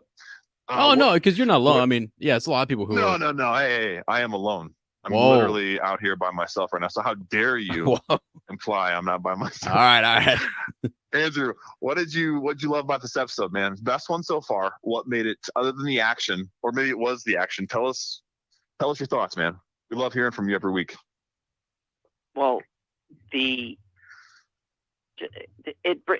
makes you makes me want to look at the lore even more. And I know that the story's not there. I know that some of the characters, they do have certain specific outlines and guidelines to what they were in lore. But for me, if it's not close or if it's not exact to where it is, I wouldn't even really know it. So when I see, how they take out the orcs in the first, where the tower is and he takes it down. And just the story plot line behind that, and then realizing when he sees the red blood off of the first that was big. That was big. Then it's over. And and I get like what you're saying too, because we tried to tell my oldest son, sometimes you have to sacrifice somebody to make what you're fighting for, that much more real. Yeah. So maybe if they did kill Rowan, maybe that would have made it even more, more worth it toward the story. Yeah, right. Toward the right. cause. Yeah. I like that. Yeah. Yeah. So what do you think? Do you think she should have died? I mean, that's my next question. Wow, dude. Should she have died? Were you disappointed too, or is it just me? I wasn't. Not that I was disappointed, but right. If it would have happened, it wouldn't have been something that upset me. I thought it would. I thought it would have added more to what they're fighting for. Yeah. But then at that point, if she does live, if she does die, then how does Theo give the sword to Hadar? How do you get to there? I mean, I'm sure they would think of something, but no, that's a really good point. Yeah, I mean, they almost kind of had to. Yeah. Yeah, it's wild. So. Wow, that's a great point. Yeah, and seeing Mount Doom created is an awesome sight, and who's to say that that's not the way Tolkien had it in his mind anyway, dude? But we'll never know don't that. Really know. Well, I mean, know. Honestly, who like it's kind of funny because we made the joke like that nobody knew that, right? No, not even Tolkien is what people were saying to me over on Twitter, which was funny. It's funny actually, but at the same time, you're sort of like, now hold on a second. Is there some scrap of paper, a corner folded down where he drew a half sword, going into the ground, and he just has volcano with arrow? You know what I mean? I mean, we don't know that he didn't do that. So right. Anyway, I just think that's kind of funny because it's like, I don't know, it's just a wild thing. And also too, for these guys who are creating their, like you said, Lane, there's a difference between like you're adapting something versus saying, actually, we're going to just create something. We're just going to, and we're going to use it like a lot of this other stuff and do our own thing that's really unique, like this lore on Mithril and Mount Doom. And I mean, that can rub people the wrong way because they feel like it's disingenuous. It's not necessarily what Tolkien, the only place you could have done it is probably the Second Age, but still, I mean, because there's too much, I think, in the other places for it to be like, wow, this is crazy. That they would go so against the grain in terms of what's actually there in the text. But still, there is enough, as people have pointed out in that video. I watched the first 5 minutes of that video, by the way. No, not even that.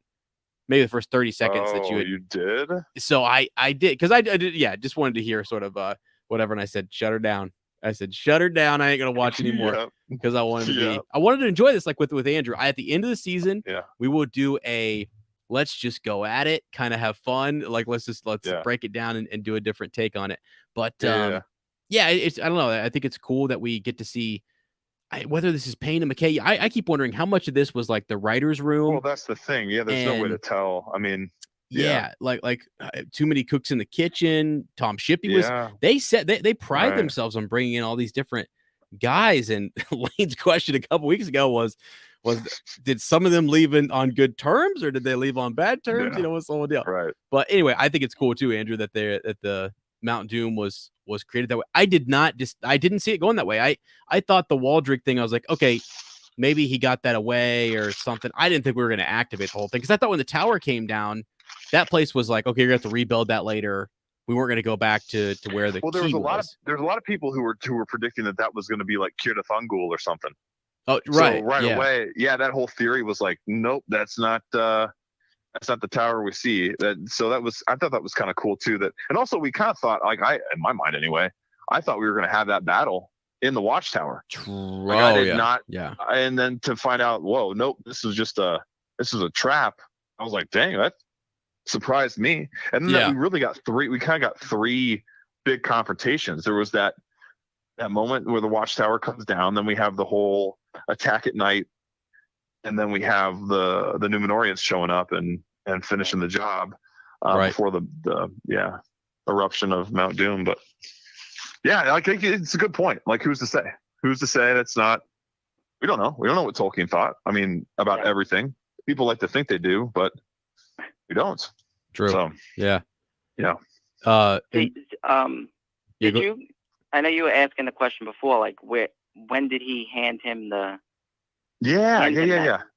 Now I don't know. I remember when I watched it the first time, and then I rewatched it a second time, where when they were leaving, where they just, after he got it, he said to Waldrig, I have a task for you. Oh, yeah. Yeah, he does. Yeah. So he must have handed it off to him at that point. Yeah, right. Yes. And then he just does his own rapping, or he does his own something right after that. It's a ringer. He's got a ringer, like from The Big Lebowski. Cam would love that. Yeah. You always have a ringer. Always bring a ringer. Well, when he first unwrapped that, I actually thought that Arondir had duped Theo. I thought the same thing. Yeah, I was like, oh man, he really didn't trust Theo. I was like, oh wow. In your face. in your face, Theo. And he's sitting there like, no, don't do it. Don't do it. Right. And you're like, oh, okay. But yeah. So it made more sense after on the second viewing. I was like, oh yeah, okay, that's actually the real thing. He just hands it off there. Oh, shoot, man. It's funny. But I love it. Yeah, so that was a cool.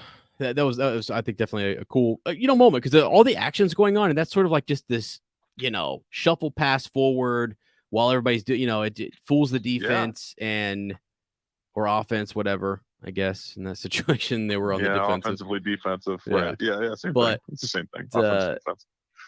Yeah. So I guess another thing I want to ask Andrew about was the conversation, because we talked earlier, there's a lot of comments in the chat too, just about Galadriel talking to Adar, and that moment, I think everyone was really glued to the screen, like, what's he gonna say? So they at least got us, pulled in there, like zoomed in on what they were talking about. Dude, even the way it was shot, like off kilter. I know, was very, like, you're like almost like leaning in the same way the camera was tilted. You're like, what's happening? Like, we're bending our ear towards every word. It. Yeah. All right. Yeah. I thought that conversation was, intense, and he gets at her, and when he says, maybe I'm not the one they should have been watching, but I think that in listening to you guys talk about Galadriel, and then I think I rewatched one of the episodes or maybe it was the 5th episode, where he said he sent Galadriel away, and then thinking that when she seen what was happening in Numenor, that like she's a critical piece of why everything happens. Yeah. On both ends, unless she's just so hell bent that that's the reasoning why it happens, because she can't just let anything go. Can't let anything go. There is definitely that side of her, isn't it? Yeah. I almost in the way she's like just uncompromising, which I don't know that. I mean, Jim brought this up. He's like, she's kind of like that. She is kind of like that. Like, a lot of people are, and like early on, I remember we were like very defensive of that aspect of her character too, where it was like, this is the same elf like ruler who, when Frodo offers her the ring, she goes like super dark elf, bad, like crazy. Like, and that's Jim reminded us, because she says it and we're kind of like, oh, it's like almost feels like just a way to phrase it, but it really is like she passes a test. That is her test, in the same way that Gandalf passes that test, and Aragorn passes that test, and in the books, Faramir passes that test of, here's the ring. You can either take it, or I can give it to you, or you can kill me and take it. And they choose not to. They don't even struggle like Boromir did, right? But sometimes like refusing to do something is also a fight, right? And so we see that in her, that like there's that crazy not crazy, not crazy in the sense like negative, but just like wild confrontation within herself come to the surface. Yeah. And we've seen that a lot with Galadriel, of just like, we're seeing inside her soul. There's not a whole lot. You don't have to guess on how she's feeling. She pretty much lets you know. But it has been kind of like, it's almost like, dang, man, that's where she seems elven. I think a lot of people are like, well, she seems too human. I'm like, she seems pretty elven because we're just getting one speed. It's like you said, hellbent the whole time. And there's not a whole lot of like other sides to her, and it just kind of gets exhausting. In the same way that when elves are melancholy, it's also very exhausting. So yeah, for hundreds of years, they're just like, this is my mood for today, which is hundreds of years. This is right, exactly. So it's like, it's hard for us to relate to as humans who go through 1,000 million different things in a day, and she's stuck on one. So yeah, right. I mean, even if you, from the examples you just given, now I don't remember if it was in the book where, but I know in the movie when Bilbo sees the ring on Frodo, how he lashes out. Yep. And then that becomes his redeeming quality at that point too, because he's able to move on from that point. Yeah, and he has that apology thing where I'm sorry this even happened to you, and yeah. And then like, is this the point where we see maybe does she change, or is it just continue on the way it was going? That's a great idea. Yeah, like that whole thing with Halbrand too, like that whole, I don't know, that's an interesting thing too. Well, like her relationship with Halbrand, what's going on there? So okay. So a couple of things that Andrew's touching on that are pretty cool. So like after this, maybe this is pretty monumental. I mean, this is freaking Mount Doom. So like maybe she's like, all right, hold on a second. I might need a few more Numenorians, and we should probably like hit up the Valar. We should probably get King Gil-galad involved. I mean, this is gonna be, everyone's gonna see this. This is gonna be something that they are all gonna be talking about. Like taking the pressure off too, and being like, well, now I don't have to convince anyone. Yeah, exactly. Right. Yeah, like you guys can come here and see it yourself and realize that Sauron's back. Yeah. So right. Great point. Yeah, again, no, she at this point too, like thinking, does she hold any responsibility with inside herself, saying that maybe she pushed it a little further too? Because who's to say what might have happened if they never showed up? Wow. Because the Queen Regent, Muriel, if the father did say, if you go there, the only thing you're going to see is darkness. Yeah. Or the dark, or however he said it. So that's a great point, because Lottie was watching it, and she said when she saw the big wave of water, she thought that was essentially what they were seeing in the Palantir. In the dream. Yeah, my mom, same thing, said the same thing. I was like, "Oh, that's kind of cool. It's a great wave coming down through there that destroys them all." Yeah. So wow. But and how Muriel could even kind of falsely interpret it that way. Like maybe that's what she was seeing. You know what I mean? So that maybe more things are allowed to happen in Numenor, because she thinks, oh, my dream's already, the prophecy's already come true of my dream. You know? Right. Could be. Yeah.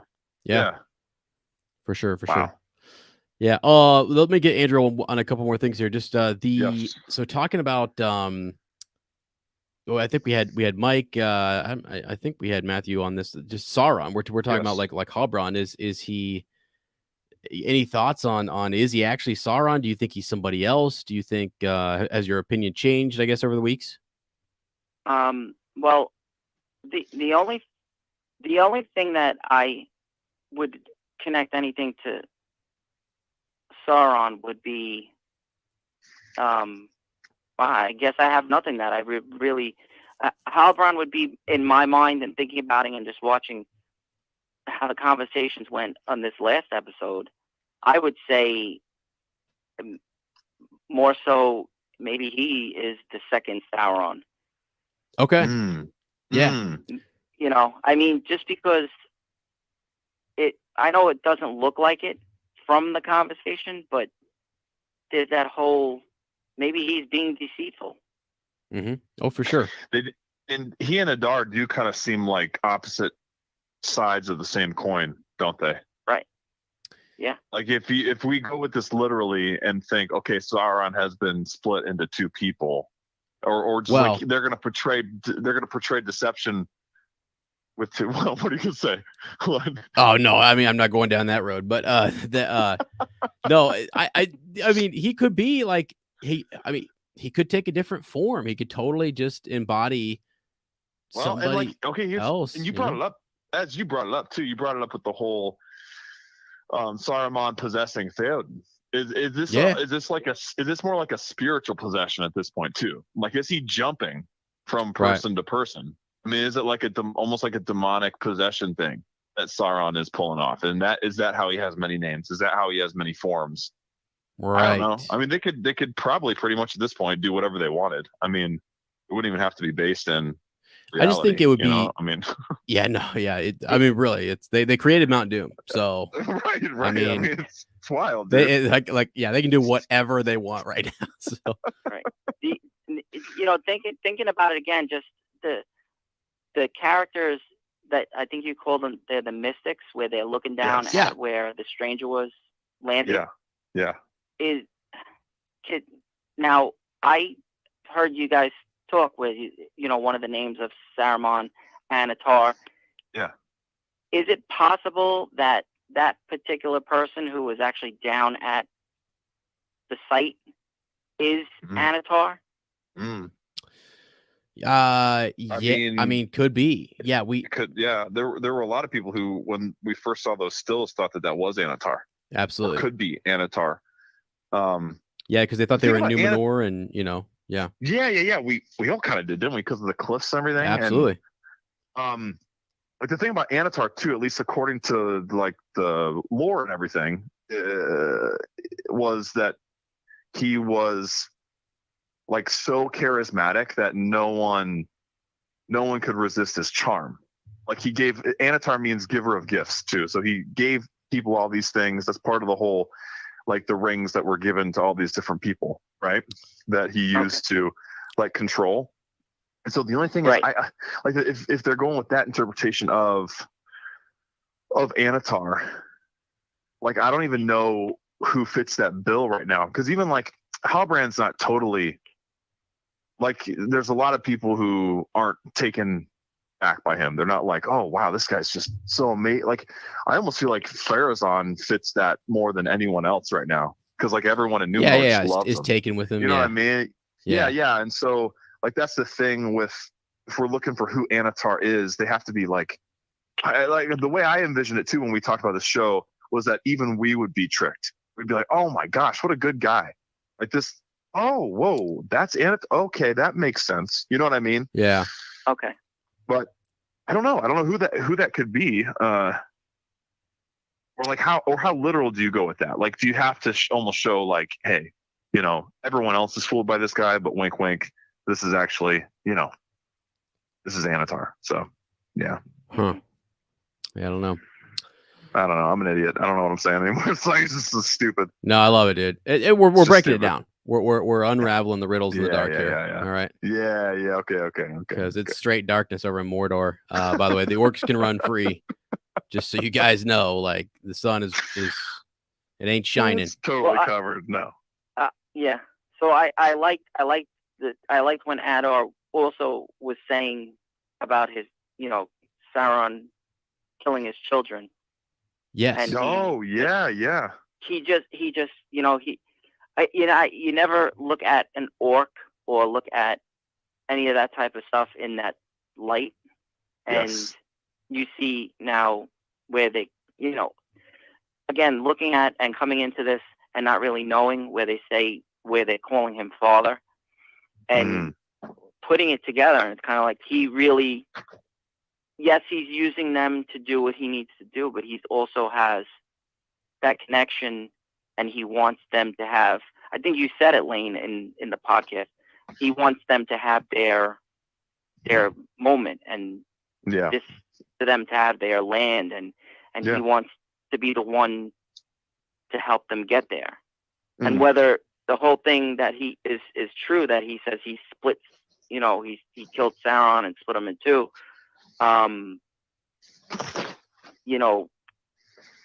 he just made where he basically, to me, it sounded like he was just fed up with him killing his kid, killing his kind. Mm-hmm. Yeah. Wow. Yeah. Yeah. No, I mean, like it's just like he's seeing it as you're using my offspring. You know what I mean? Like it really is kind of we've never seen this before. Like this whole. It's almost like he's more connected to Morgoth than he is, because he was sort of turned by Morgoth, and Sauron's almost sort of like this other guy who's trying to become like more, and I don't know. Yeah, like a sibling who thinks his pants are too big or something. Adar says he wants to be a god. He was like, I'm gonna be.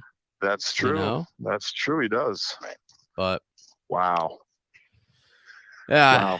Wow. Anyway, that's for the episode. I think I think that was about it. It just at the ending when when they went back to him and he's turning the key and they kind of I'm not the only one, everyone else, but it was just like I couldn't believe what I was seeing. Yeah, that was crazy. It was crazy, wasn't it? Yeah, it was awesome. It was wild. It was wild. It was a really good sort of took us on a journey there for sure. And I'm glad we stuck the whole time with Arondir and everybody. And I love the way they filmed it. And I thought it was exciting. It was really exciting. Yeah. This is the first time that we had predominantly like one storyline too, which also made it feel very different and a little more like cohesive. We weren't like jumping around to other different things, which was honestly, I really enjoyed that part of it too. It was nice. Yeah. Yeah. And there's one other thing from the last episode that I kind of just touch on is the stranger, where it could show maybe he is Saruman when Nori puts a hand in the ice in the healing whatever. Yeah. That's kind of the only thing that would push me towards thinking that. But yeah, I know because earlier we were talking on that. Yeah, we're talking about blues. We're talking about Saruman. We're talking about Gandalf. But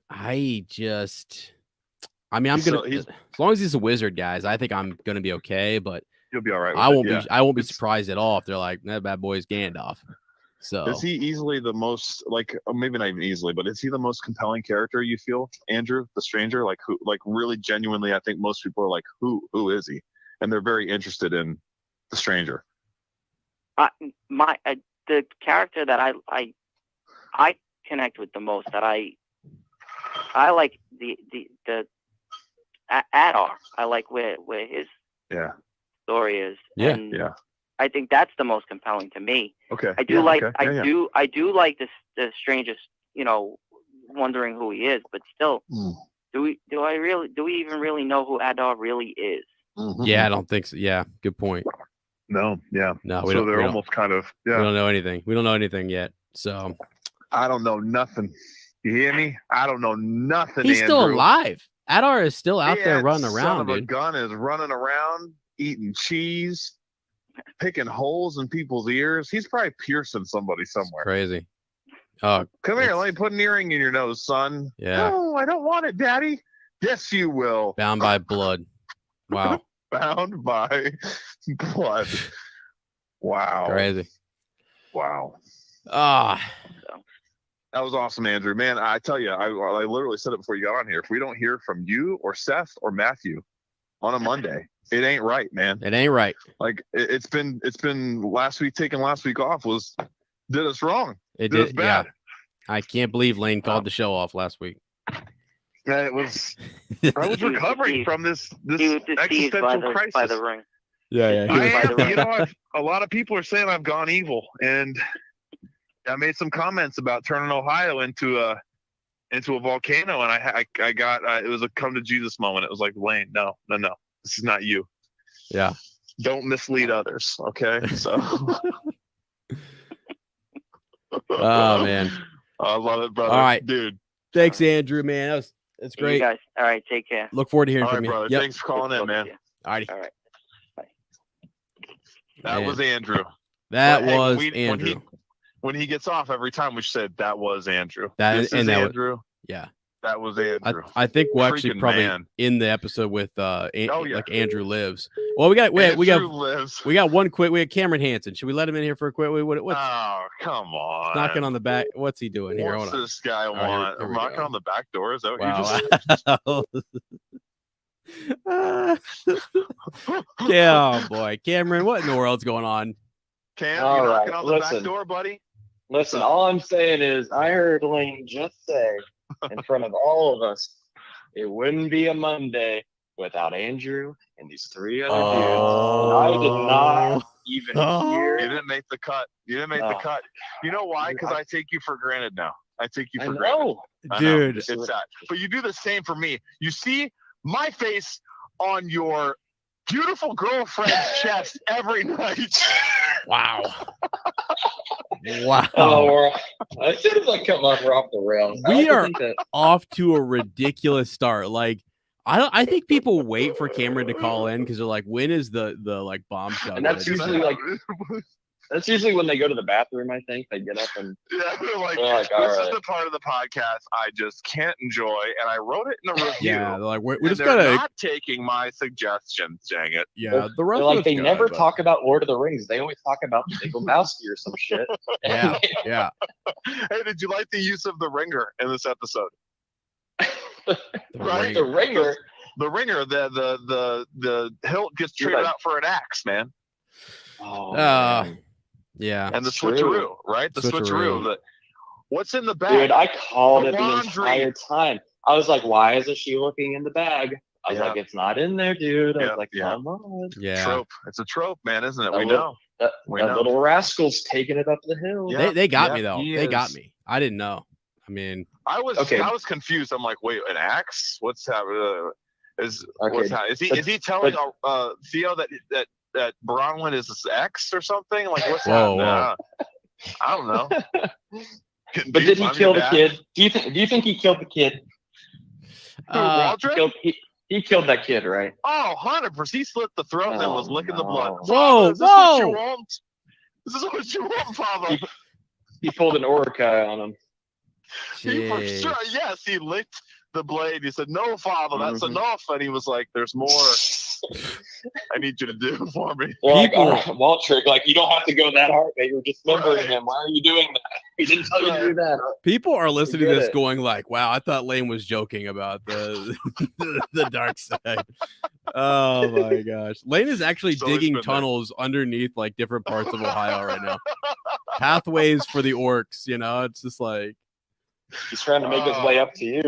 Dude, one day, there's gonna be oh my gosh, like just coming out of the backyard, I'll just see Lane pop up and hey, what's up, buddy? A lot of you like, man, the mice, they kept me up all again last night. And Ez like, the mice, yeah, okay. Oh man. And Ez goes down for a little afternoon snack or something, and he hears some scuttering, and he looks under, he sees my glassy eyeball just frosted, just staring right at him. We have a little conflict. I pull him by the lower back ponytail, I hold him down, he can't get up.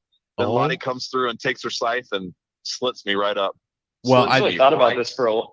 You thought about this for a while. We could shoot that, couldn't we, Cam? Could we? Maybe we could actually just, instead of like cutting Lane, you could just, she could cut like my lower back ponytail and free me from it. But that's also like all my power, you know, just sort of like, what was his name in the, what was it? Samson, right? Samson. Yeah. Yeah. Can we get a sponsorship? Do that with Great Clips. That'd be awesome.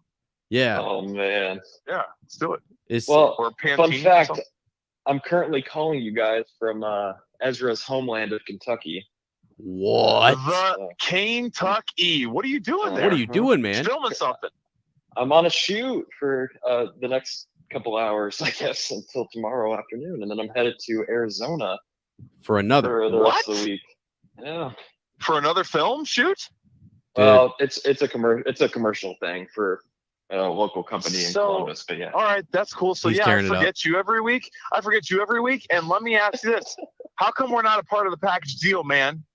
How come it's not like, hey, if you hire Cam Hansen, you have at least 2 grunts walking around, and they want you have an entourage. they want roles as extras in the background. That's all they want. Yeah, no kidding. Yeah. Hey. That's this Saturday, right? Cameron, we also have this. Is that this Saturday? We've got the yes.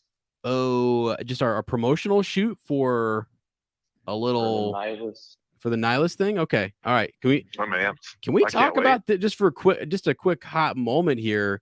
Like we're gonna be on Lane. We get to be on set and like I think they're only doing. You guys are just doing the one shot. I don't want to give anything away or whatever until their time. Yeah, we're just doing a teaser trailer, basically a proof of concept for the film to basically go on a like Indiegogo or something. It's like one of those. It's like Indiegogo or Kickstarter or something. I don't remember which one specifically, but crowdfunding campaign, and so that way we can show like here's kind of what we got access to right now, and right.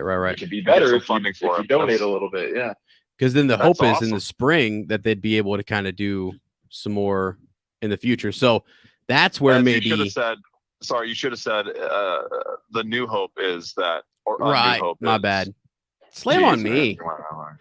I mean, you think I'd ever seen a Star Wars? You ever seen the movies or Christmas, dude? Do you even know what a Star Wars is? You just read the books, have you, you nerd? They called the wrong guy to talk about their, I was like, who's Darth Nihilus? I don't know. And some of you might be wondering who he is, and so I will be dropping some stuff on you. Actually, Lane, I was thinking maybe we could have them once they're running their promotion, we'd have them on get their thoughts on Rings of Power, and then say, what are you guys working on? Yes, that would be cool. That'd be really cool. I do have a question. Like, would Ez and Lottie and I be able to take a selfie on the set, or is it like no photographs? It's an open set for sure. Okay, cool. Because I would love that. I would love to, because there's like a light board or something, right? There's like this crazy stuff we're gonna see, right? It should be pretty cool. Okay, I'm amped. Yeah, what time should we be over there? We'll do a little business meeting here while we're. I'll let you know. Okay. I think our call time is 9, but we want to wait because there's going to be a long time where we're just getting things set up. Yeah. So we kind of want you guys to show up when things are actually happening that are interesting. Okay. Just us putting up walls and sets and stuff. Oh, dude. So you think we wouldn't find that interesting? We might, but as this kid doesn't even know, okay, because he probably wasn't even born yet when we were covering Return of the King. That's right. And you guys were watching the appendices. We talked about in the podcast, young man. And we talked about the Ramos Accord. Do you remember that? I do. Talking about not wanting to see people put up walls, and by gum, we saw them defend them. That's right. That's right. And we spent forever trying to figure out what the comb was, or the coom, or whatever the hell it was. Right. We have talked more about walls on this podcast. And to think you wouldn't want us there for the wall, That's true. That's unreal. Okay. You know what? That's on me. That's really on me. Well, it is on you, and I'm gonna spank you next time I see you, dog. Wow, dude. Right? Okay, all right, dude. Listen, don't leak our private D. Cam's like, don't tempt me. Why is it every time I come on, we get like a PG-13 to R rating? I don't know. I have no idea. Oh man, I let loose a little too much. It's just the way to wrap up. What did you think? So, okay, let's talk about the episode for a minute, because there was some crazy. I feel like there was crazy cinematography going on. If you're gone, you can come back to the podcast. We're about to start talking about break down some of the cinematography stuff that we saw, like that whole subtle kind of off-kilter shot with the dude, when they're in the barn. Yes, that was really cool. Cool. And then how about? Oh, wait a minute, is that the same barn where the hilt was? Yes, that's where Theo stole the hilt. So yeah. Wow, that's full circle. Okay. I will say, I don't know if this has already been said. I don't know what anyone said already tonight. Oh, but, nice way to listen. That's great. I just got it. I literally was like, "Hey, I got to go back to the hotel room. I got to go to Hobbit Hotline." Oh, must be nice. Must be nice. Okay. All right. So basically, I guess I don't know, but usually when something is at that canted angle, it can also be referred to as a Dutch angle. Okay. I don't know what the Dutch did to deserve that, but it's just lots of things. It is, I guess. Yeah. But they basically, it can imply through cinematography that. I think people naturally understand this, so it might not be surprising when I say it, but a little bit of something's amiss. So to me, it almost looking at it with hindsight, it was kind of telling us that not everything is as it seems, and that this guy is on the he's on the edge. He's on the edge. He's crazy. He'll do anything. He's trapped. He'll try to get out of here somehow. So Yeah. Okay. I love that. So it's like a subliminal, like a lot of cinematography is that, like you said, that implied stuff, right? Where it's telling you something, but if it's doing its job, you don't even realize it. Kind of a deal. Exactly. So obviously that's a more extreme version of this whole thing, but of that example. Yeah. So. Hey, Kim, was there also a long take, like a long cut, where they did like the whole, or was that last week, where there was like a shot where they followed? Theo, that was a few episodes ago. Yeah, the Theo. I think there was another one though, guys. Was there? Yeah. Okay. I could be wrong because I remember the one for Theo where he's sneaking around and stuff, but I felt like there was another one where you're like, dang, camera's been on that person for quite a while. Without cutting away. I'll have to go back and look, but I felt like I had never looked at that or recognized it until you and I were talking about the Mandalorian, or maybe it was the Book of Boba Fett, and you had kind of pointed out to me that long shot. Yeah. When he sets down the bounty and all that. It's really immersive. It's really cool. I actually enjoy when they do that kind of stuff. Guys, have you seen that the famous scene from True Detective with Matthew McConaughey too? I don't think so. Because it's a famous long take that was. I mean, how long is it? Have you seen that one, Cam? I'm sure you have. I haven't actually. Let me see. Oh my gosh, what's it called? Like, I want to say it's like True Detective, Matthew McConaughey. You just say long take. Okay. I want to say it's a really intricate scene too, which I know a lot of them tend to be because it's you want to emphasize like the choreography or show that a lot of stuff is happening. I want to say it's like 5 minutes long. It might not be that long, but it's a long sequence, and you don't even realize until like halfway in, you're like, wait a minute, the camera hasn't changed. Like you're following him along everywhere, but you're like, whoa. I mean, I remember hadn't even seen this show yet. Someone was like, you got to go watch this scene. It's crazy. Doesn't The Revenant? The Revenant has some of those long takes with Leonardo DiCaprio. Oh yeah, and Tom Hardy. But, right. Well, the one that comes to my mind every time, I don't know if you guys have seen Daredevil, the one that was on the Netflix series, like back when it was on Netflix. No, is there one in there too? There's a very famous one that, at least at the time, I'm pretty sure it was the longest one take shot. Oh wow! And there was fight scenes and lots of dialogue in between. I think it was about 12 minutes long. Wow! And 12 minutes. He's escaping from a prison that he gets locked in. Oh my god! Fight his way out through all the guards, and he has dialogue for a couple straight minutes, and the camera does not cut. And then it goes from inside the prison where he's escaping to all the way out, and he's leaving. It's like 12 minutes. Holy crap, that's amazing. Yeah, that's wild. Yeah, as you're right, those are they're very immersive. Like they plop you down. It's almost like a video game. It makes you feel like you're playing a video game, sort of. Yeah, you're just with him the whole way. Third person. Yeah. Which is cool. And actually, this whole episode was kind of like that. I felt like, even though not in terms of just like one long take, but I mean, we're with the same locale and we're staying here, so we're like, we really get invested. We really get locked in. To this. We weren't ever taken out of it.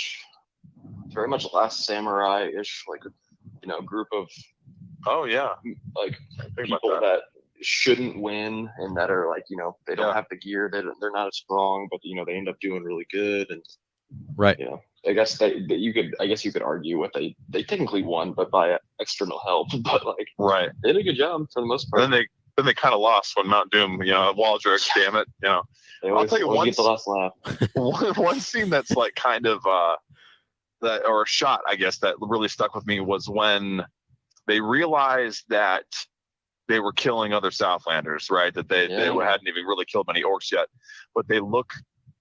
It's when the first couple arrows from the actual band of orcs come zinging through, and one of the art who was one of the people who were on the rooftop as archers, like their body just is lifeless and just slides down off the roof. Ooh. And then drops to the ground, and you see it all, and you're like, and it's in like slow motion. You're like, what? Slightly slow, I think. I don't know if it's full slow motion. You're just like, oh wow, wow, that's dark. Well, how about when they were getting so we've already gone. You know what? I don't feel bad at all about bringing this up. I was like, I wasn't sure what this could be rated, but Cam's here, so we can take it to whatever rating level we want. When they were in the when they had them like when Adar gets in and Bronwyn's on the table, they just start killing people, and it's like a slow stab. Yeah, and it wasn't quick, and you're like, oh, that's awful. Like, That was gut-wrenching. It was gut-wrenching. Yeah. Wow. Yeah. And I was just Courtney hasn't seen this episode yet, and I told her, I was She might like, not. this is not going to be one that you're going to like. Yeah, Lottie didn't watch the whole. She was just like, "Tell me when it's over." Like I was like, "Okay." Yeah. And I'm the asshole who's like, man, I'm the asshole who's like, man, I wish Bronwyn would have died. I mean, what's the harm? Don't tease me. Don't tease me with that. Give some depth here. Are you not like in love with like Arondir and Bronwyn, dude? What is wrong with you? Are you rooting for the Galadriel like Hallbrand romance? What's wrong? No. I think he wants Arondir to himself. Wow. Yeah, that's it. Hey. I was like, get this girl out of the way. Wow. She's holding me back. She's in my path. Oh man. Daddy likey. Yeah, no. No. I need a soundbite. I need a soundbite of that. I thought it would have been.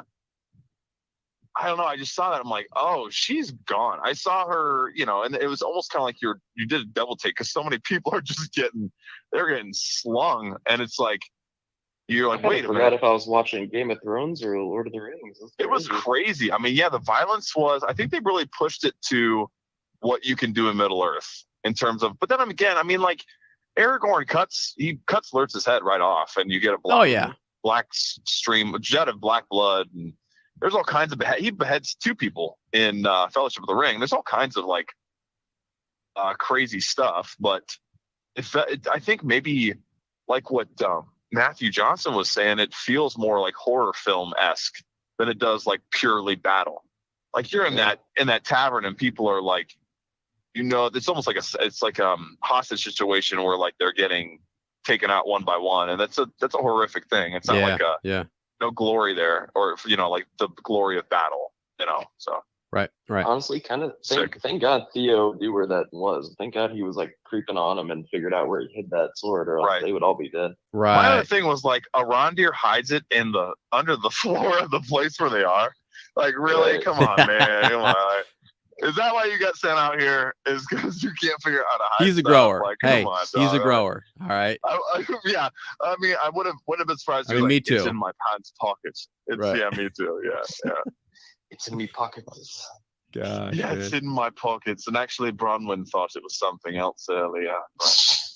Wow. This'll too pointy. After hours, after like dark. My ears. After dark. After Mount Doom. After after Mordor.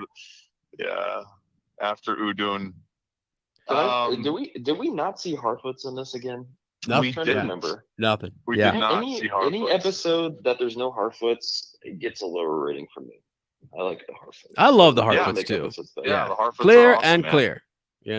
Clear and clear. Yeah. Yeah. Hey, you guys might see Joe Lewis dressed up as a Harfoot. Whoa. And his wife Annalise too. Well, I know you will. I'm just trying to allude to something. Yeah, but anyway, okay. I wanted to ask about something, and now I can't. And you're blanking on it. Well, remember. Yeah. Can I ask you guys about something? Can I Please. tell you my new favorite line from the series? Yeah. Yeah, please. Let me recite it. Okay. Wow. Give me the meat and give it to me raw. Whoa, dude. Come on. I know. They had to know. That's the intimacy coordination, right? I mean, they're funny. That's what we're talking There's a about. vulgarness to like their culture. It's sort of it's tavern like. It's just I don't know. The dude likes sushi, I mean, he likes sushi. What can we say? Like, what kind of crazy guy eats raw meat? Come on. Yeah. Well, and that's the thing. Honestly, we've heard about salted pork. I mean, the implication is that it's probably smoked too. I mean, that's raw. Dang, man. This is what I was going to ask, Cam. The whole fellowship competition, fantasy fellowship. Did anyone pick Waldrek? Because I think if they did, they should be first. That's true. I haven't done like points $1 million for this week yet. Yeah. Okay. Does anyone have him on their list though? I don't even know anyone picked Waldrek. I can't. I wonder because I picked a lot of. I picked like. No. You have a full woman cast. All yours. Remember? I had one male. Marigold. I had one guy and I Okay, feel like it token, a might token have male? been Waldrick. No, it was not. You just want to win. You just want to win. Called this guy from the get-go. By the way, if he's listening, I would love to chat with him because he has stolen the show straight up. Listen, this is what Ez is getting all turned on by and bothered. It's like, man, that's the forearms I thought Celebrimbas was gonna have. We still haven't Dang, haven't seen Celebrimbors yet. He hasn't gotten out of his grandma garb, has he? That's true. He has not. He's go when he does. We will all eat crow because not even I have given them enough credit. So all I know is Anthony did not say he saw him in the gym. So that's because that gym didn't have enough weights, dog. Didn't have enough that weights for gym, the Smith Lord. It wasn't up to snuff. Cam, did you get to listen to Anthony's interview yet?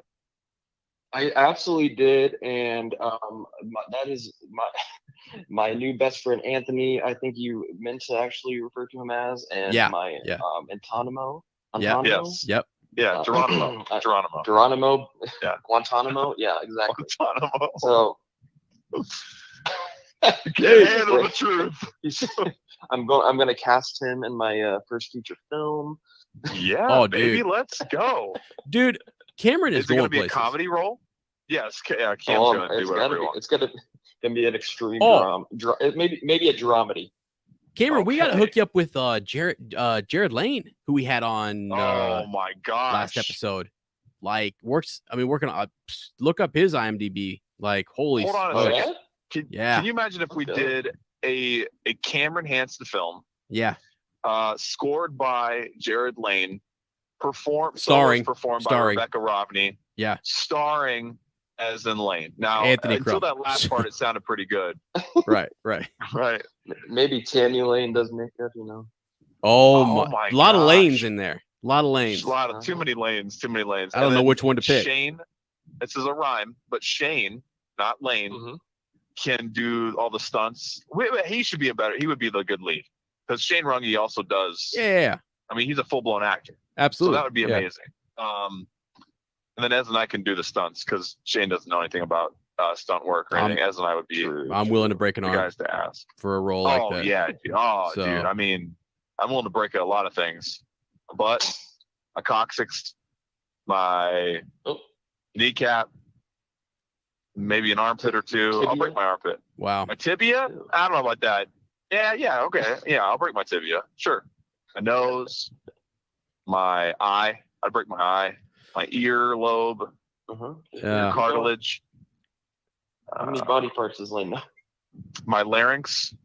I don't even want to know what that is. I don't even want to know. My weenus and my peener. All right. My two of my toes. Time to shut her down. Shut her down, Cam. This is all your fault. Yeah. Take him home. I just can't keep encouraging. We're just burning them. I mean, we stay up too late. That's our problem. We stay up too late to do these things. It is. I know. It's the devil's hour, man. We gotta be careful. It's only 11 o'clock, but that's for us. That's the equivalent, you know. Hey, last one, and then we got like a couple minutes here. We got have you guys noticed the orc who is he stands out really, like he's broader, he's guy. bigger, like dude, he's in every shot, and he is like always like Adar's like right hand dude, and he's just sort of like Adar, like he's just really. I don't know. Doesn't he get crushed by the tower though? I think he gets crushed. Dude, no, he's down in the. Wait, does he? No, does he really? Oh my gosh! One of the broad guys. I think he does. He's like. He's like little father. Yeah, I think he does. I know. I really like that guy too. Man, he was in like so many shots. 10 minutes. Yeah, I know he was. I know. Yeah. I loved him too. I'm like, he's so different looking than all the other orcs. Wow. It is. Oh wow! Good thing we didn't pick him for our fantasy. Yeah, well, that would have been a fantasy indeed. Wow. Yeah, we kind of ran into a little bit of trouble with the whole. We didn't really know what Adar was before this, so yeah, if you picked Adar, you just got like a super cool like villain character as your quote unquote human.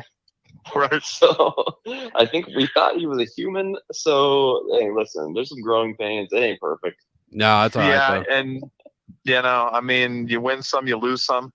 Sarah used to always tell me that, and All I know is Ez is losing this first season. I'm kicking his butt. I'm gonna take him I think down. Lottie is beating all of us. I was gonna say, I'll tell you what. Well, that's fine. I'm not competing against Lottie. I know you said I'm just competing against Ez. Yeah, I'm equally fine coming in second place to your wife. You know, so right. Well, I'd say yeah. And what I'm gonna do is I'm gonna hold you down. I'm gonna say you will invite me to every fantasy football league you're ever a part of again. You understand me? And I'm gonna fart on you, and you're gonna be like, no. That's fine. You're my brother. Yeah, just don't pick a single Browns player, and I'll be all right with it. Oh, I wouldn't pick them now either. You know that. I know. We gotta get you a new team. Steelers and Bengals and come on Ravens over, baby. them. Come on over. That's right. Go blue. That's all I can say. Yep. Yep. Cam, thank you for getting me off track. I appreciate you. Yeah. I love you, man. Absolutely. Dude, I guess hey, this Saturday we'll see you. Yeah. Yeah. Yeah, it's gonna be awesome, guys. Oh, here's my final question for you. Ez had a final question. I got a final question. What are you dressing up for as Halloween? Do you still go trick or treating? Yes. Sometimes it depends on if Courtney's gonna take me or not. See, all right, that's what I thought. She's got to take you around, chaperone. What are you dressing up as? I was thinking about being my favorite podcaster. Wow. Yeah. I'm gonna be Ez. Wait, we gotta wait and see. Well, don't I reveal was talking anything. about Dax Shepard, but yeah, sure. Son of a gun. Oh, what an armchair Son of expert. a gun. Thinks he's so cute. Is he Zach Braff or is he what's his face? Dax Shepard. We don't never know. Same freaking person, man. Yeah. It's like Javier Bardem and that other guy. Yeah, like Same Ryan guy. Smith and Viggo Mortensen, you know. Jeffrey. You can't tell them apart. Yeah. Wow. Same chin. Yep. Mm-hmm. Or my chin and his chin put together would be a normal chin, maybe, because I have none. Yeah, it's probably something like that. When do I get? How long do I have to podcast with you guys to get co-host credit? Dude, you can have it. Wow, dude, is that what he's fishing for? No, come on, Ez. Hold on a minute. It's all he wants. IMDb. Cam, if you could put the podcast in there as a, because actually, I think who was it, Antimo or no, was it Anthony or was it Jared Lane? We said if he did the intro, the theme. If he did the intro, then we could actually get a credit, like underneath his thing as he composed our intro, and therefore we're in. He said it would be groundbreaking because there's no podcasts on IMDb, or he's not sure how it works. So yeah, because I think the Friendship Onion, because we had Travis saying he was credited in an episode of the Friendship Onion. Oh, okay. So I'm pretty sure there are podcasts technically, but it is after all the International Movie Database. So. Right, so it doesn't make any sense. Right? We're an audio movie, so we are. We're long enough. Good Lord, I mean, it's like we have a video component, which I'm on right now, and it looks absolutely terrible. Yeah. It's trash. I'm just sitting here in my, What are you wearing tonight, babe? What are you wearing? Got the Cincinnati Bengals hoodie on, baby. Hey, is it the one I made you get too? Yeah. This is the one. I don't know. It's got the orange stripe across the front. I got the other one. How about you get that one? I love this one. Yeah, I love this one. How about those white jerseys, huh? Oh, sick. Yeah, the Siberian Tigers. It's pretty cool. Pretty cool. That's sick. Cam, what are you wearing right now? I'm asking for a friend. Khakis. Khakis. Is there any weirder name for a clothing item than khakis? Yeah. I don't know. I mean, maybe if you could, I don't know. We could call it like the lane or something. Flannel. Wow, dude. Wow. We're falling apart. I might be a little weirder. See, I don't know if you deserve a credit. I don't take it away from him. I'm drowning. He's causing me to drown. So look, you can't take away this half hour from me. So dude, what does Gladriel say? You can't guzzle too much seawater or something like that. Yeah, if you drink seawater, you're gonna have the runs. It's something like that, or sea is always right. Sea is always right. Makes you salty. Yeah. Anyway, dude, I wish my last name was C and I still had a classroom. I'd be like, hey, the C is always right, guys. Okay, don't argue with me. Wow. I'd be on the door. Dumbledore. It's time to shut this bad boy down. I think I've never seen Ez talking to me so fast to get off a podcast. Have you seen this before, Cam? This is crazy. He's really guys. Gotta go to the finger is hovering over the button. Wow. Wow. All right. Time's up, as they say. All right. I'll talk to you boys on Saturday. I'll get you guys a time. Yeah. For the next couple of days, and actually be there in a location, an actual address and stuff. So. Get us those VIP passes too. All right. Of course. Yeah. All right. All right. Thanks, love you, Cam. buddy. Love you, man. All right. Love you, boys. I'll talk to you later. All right. See you, buddy. Bye bye. Dude, people have been saying good night in the chat since about 10:40. No joke. I just couldn't stop talking. I couldn't stop talking to that young I'm just man. kidding. I love talking to yeah. Okay. Dog. Talking Tolkien or talking Rings of I Power? don't even know anymore. We don't even know anymore. Who cares? Yeah. Nobody cares. I do have one final question for you. How much would you have loved to just been the guy who, with the broom, who was sweeping up all the red dust? You know what I mean? Like, I got this picture of Galadriel. I'm just thinking, if somebody's in the background, just like sweet, like who was like, this is a joke, What right? a mess. Am I getting What paid a for this? mess. Like, my question is, can we got to go back to a broom scene earlier of, I think it was last episode 5, where Halbrand is sweeping up in the forge, and it's maybe the least effective broom I've ever seen in my life. Yeah, I'm sorry. Did that drive you nuts too? Yeah, what? Get a real broom. Like, you're not doing anything. That's you're in Numenor, by the way. That's in Numenor. That's not even like maybe Waldrig had that broom. Maybe it probably was. That's a stretch. The broom of Waldrig. What if that broom is the connection back to Waldrig in the south that we, you know what I mean? It might be. I mean, Sauron's staff, baby. Sauron's staff. He had a staff too, didn't he? He should have. I mean, he's kind of like he's a male witch. Yeah. You know, broom tie-in. I mean, absolutely. Right. I buy it. I'm in on it. But yeah, I would not want to be the person cleaning up that ashy red mess. I mean, it looks disgusting. Yeah, it looks bad. I mean, Galadriel looks. I mean, Morphin Clark looks great. She looks great in it. Yeah, she's stunning. But in that, you're so like, eyes are popping and everything. You're like, wow, she looks fine. Yeah, no, she looks like she stood there and just took it full on. Absolutely, just stood there. Yep, just stood there and took it. Yep. I mean, really, so she's like, what? I know. What are you gonna do? Nothing. I mean, she literally did as the ash wave was rolling over her. I mean, I don't know. Yeah. I mean, how does that happen? I don't know, but it's TV. I tell you, with my eyes, there ain't no. It'd be so much dust in the old eyes and the old. Goodness, man. Well, with her eyes, just imagine what she saw. I wouldn't. She can see, so far, it's like, wow, I see the inside of the mountain right now. It'll be fine, guys. We'll be fine. We'll be fine. It's all right. It's cold. It's just like the flame in that dark palace in the north. It's very cold. Yeah. These guys need an editor. These guys need to shut it down.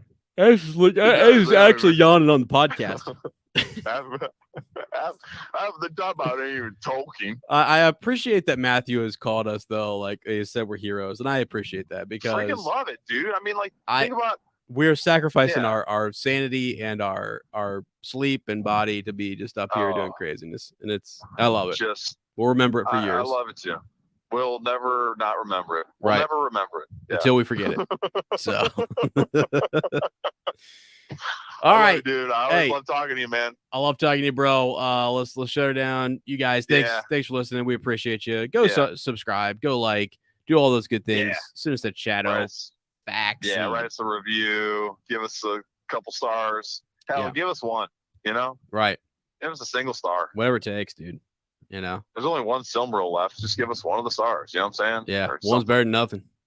That's gotta be. Can you give a 0-star review? I don't know. I hope no one's trying. Oh man, that would be ice cold. I didn't think there was one good thing about this. I guarantee someone's gonna be like, you know what? That's a great idea. These guys, I'm gonna go up there. Gave him a 1. Wish I could have gave a 0. 0. I think we've actually gotten that before, so that makes sense. Yeah. Why do we do? We're like self-inflicting. I know this is ridiculous. This is it's like when Mike started off this episode. He's like got all these great theories, but first he's like, "It's probably not going to happen, guys." But like dropping this gold, and he's like, "I mean, I'm probably wrong on this, but And then it's gold again, and it's like, Mike, what? Dude, no, you're probably going to be right, dog. I mean, I hope you are because you nailed it. I hope we're wrong. I hope you and I are wrong. So. I think we are. We're wrong on a lot of different levels, but consistently wrong. We're the best you got, guys. We're the best out there. There's nothing else out there. Don't even start sniffing. Don't go looking. No, don't go looking. Yeah. All right. Well, hey, You guys have hey. you know. Yeah, you got it. Have a blessed day. Hey. Hey. And we'll talk to you guys next time. And somebody who lives. Hey.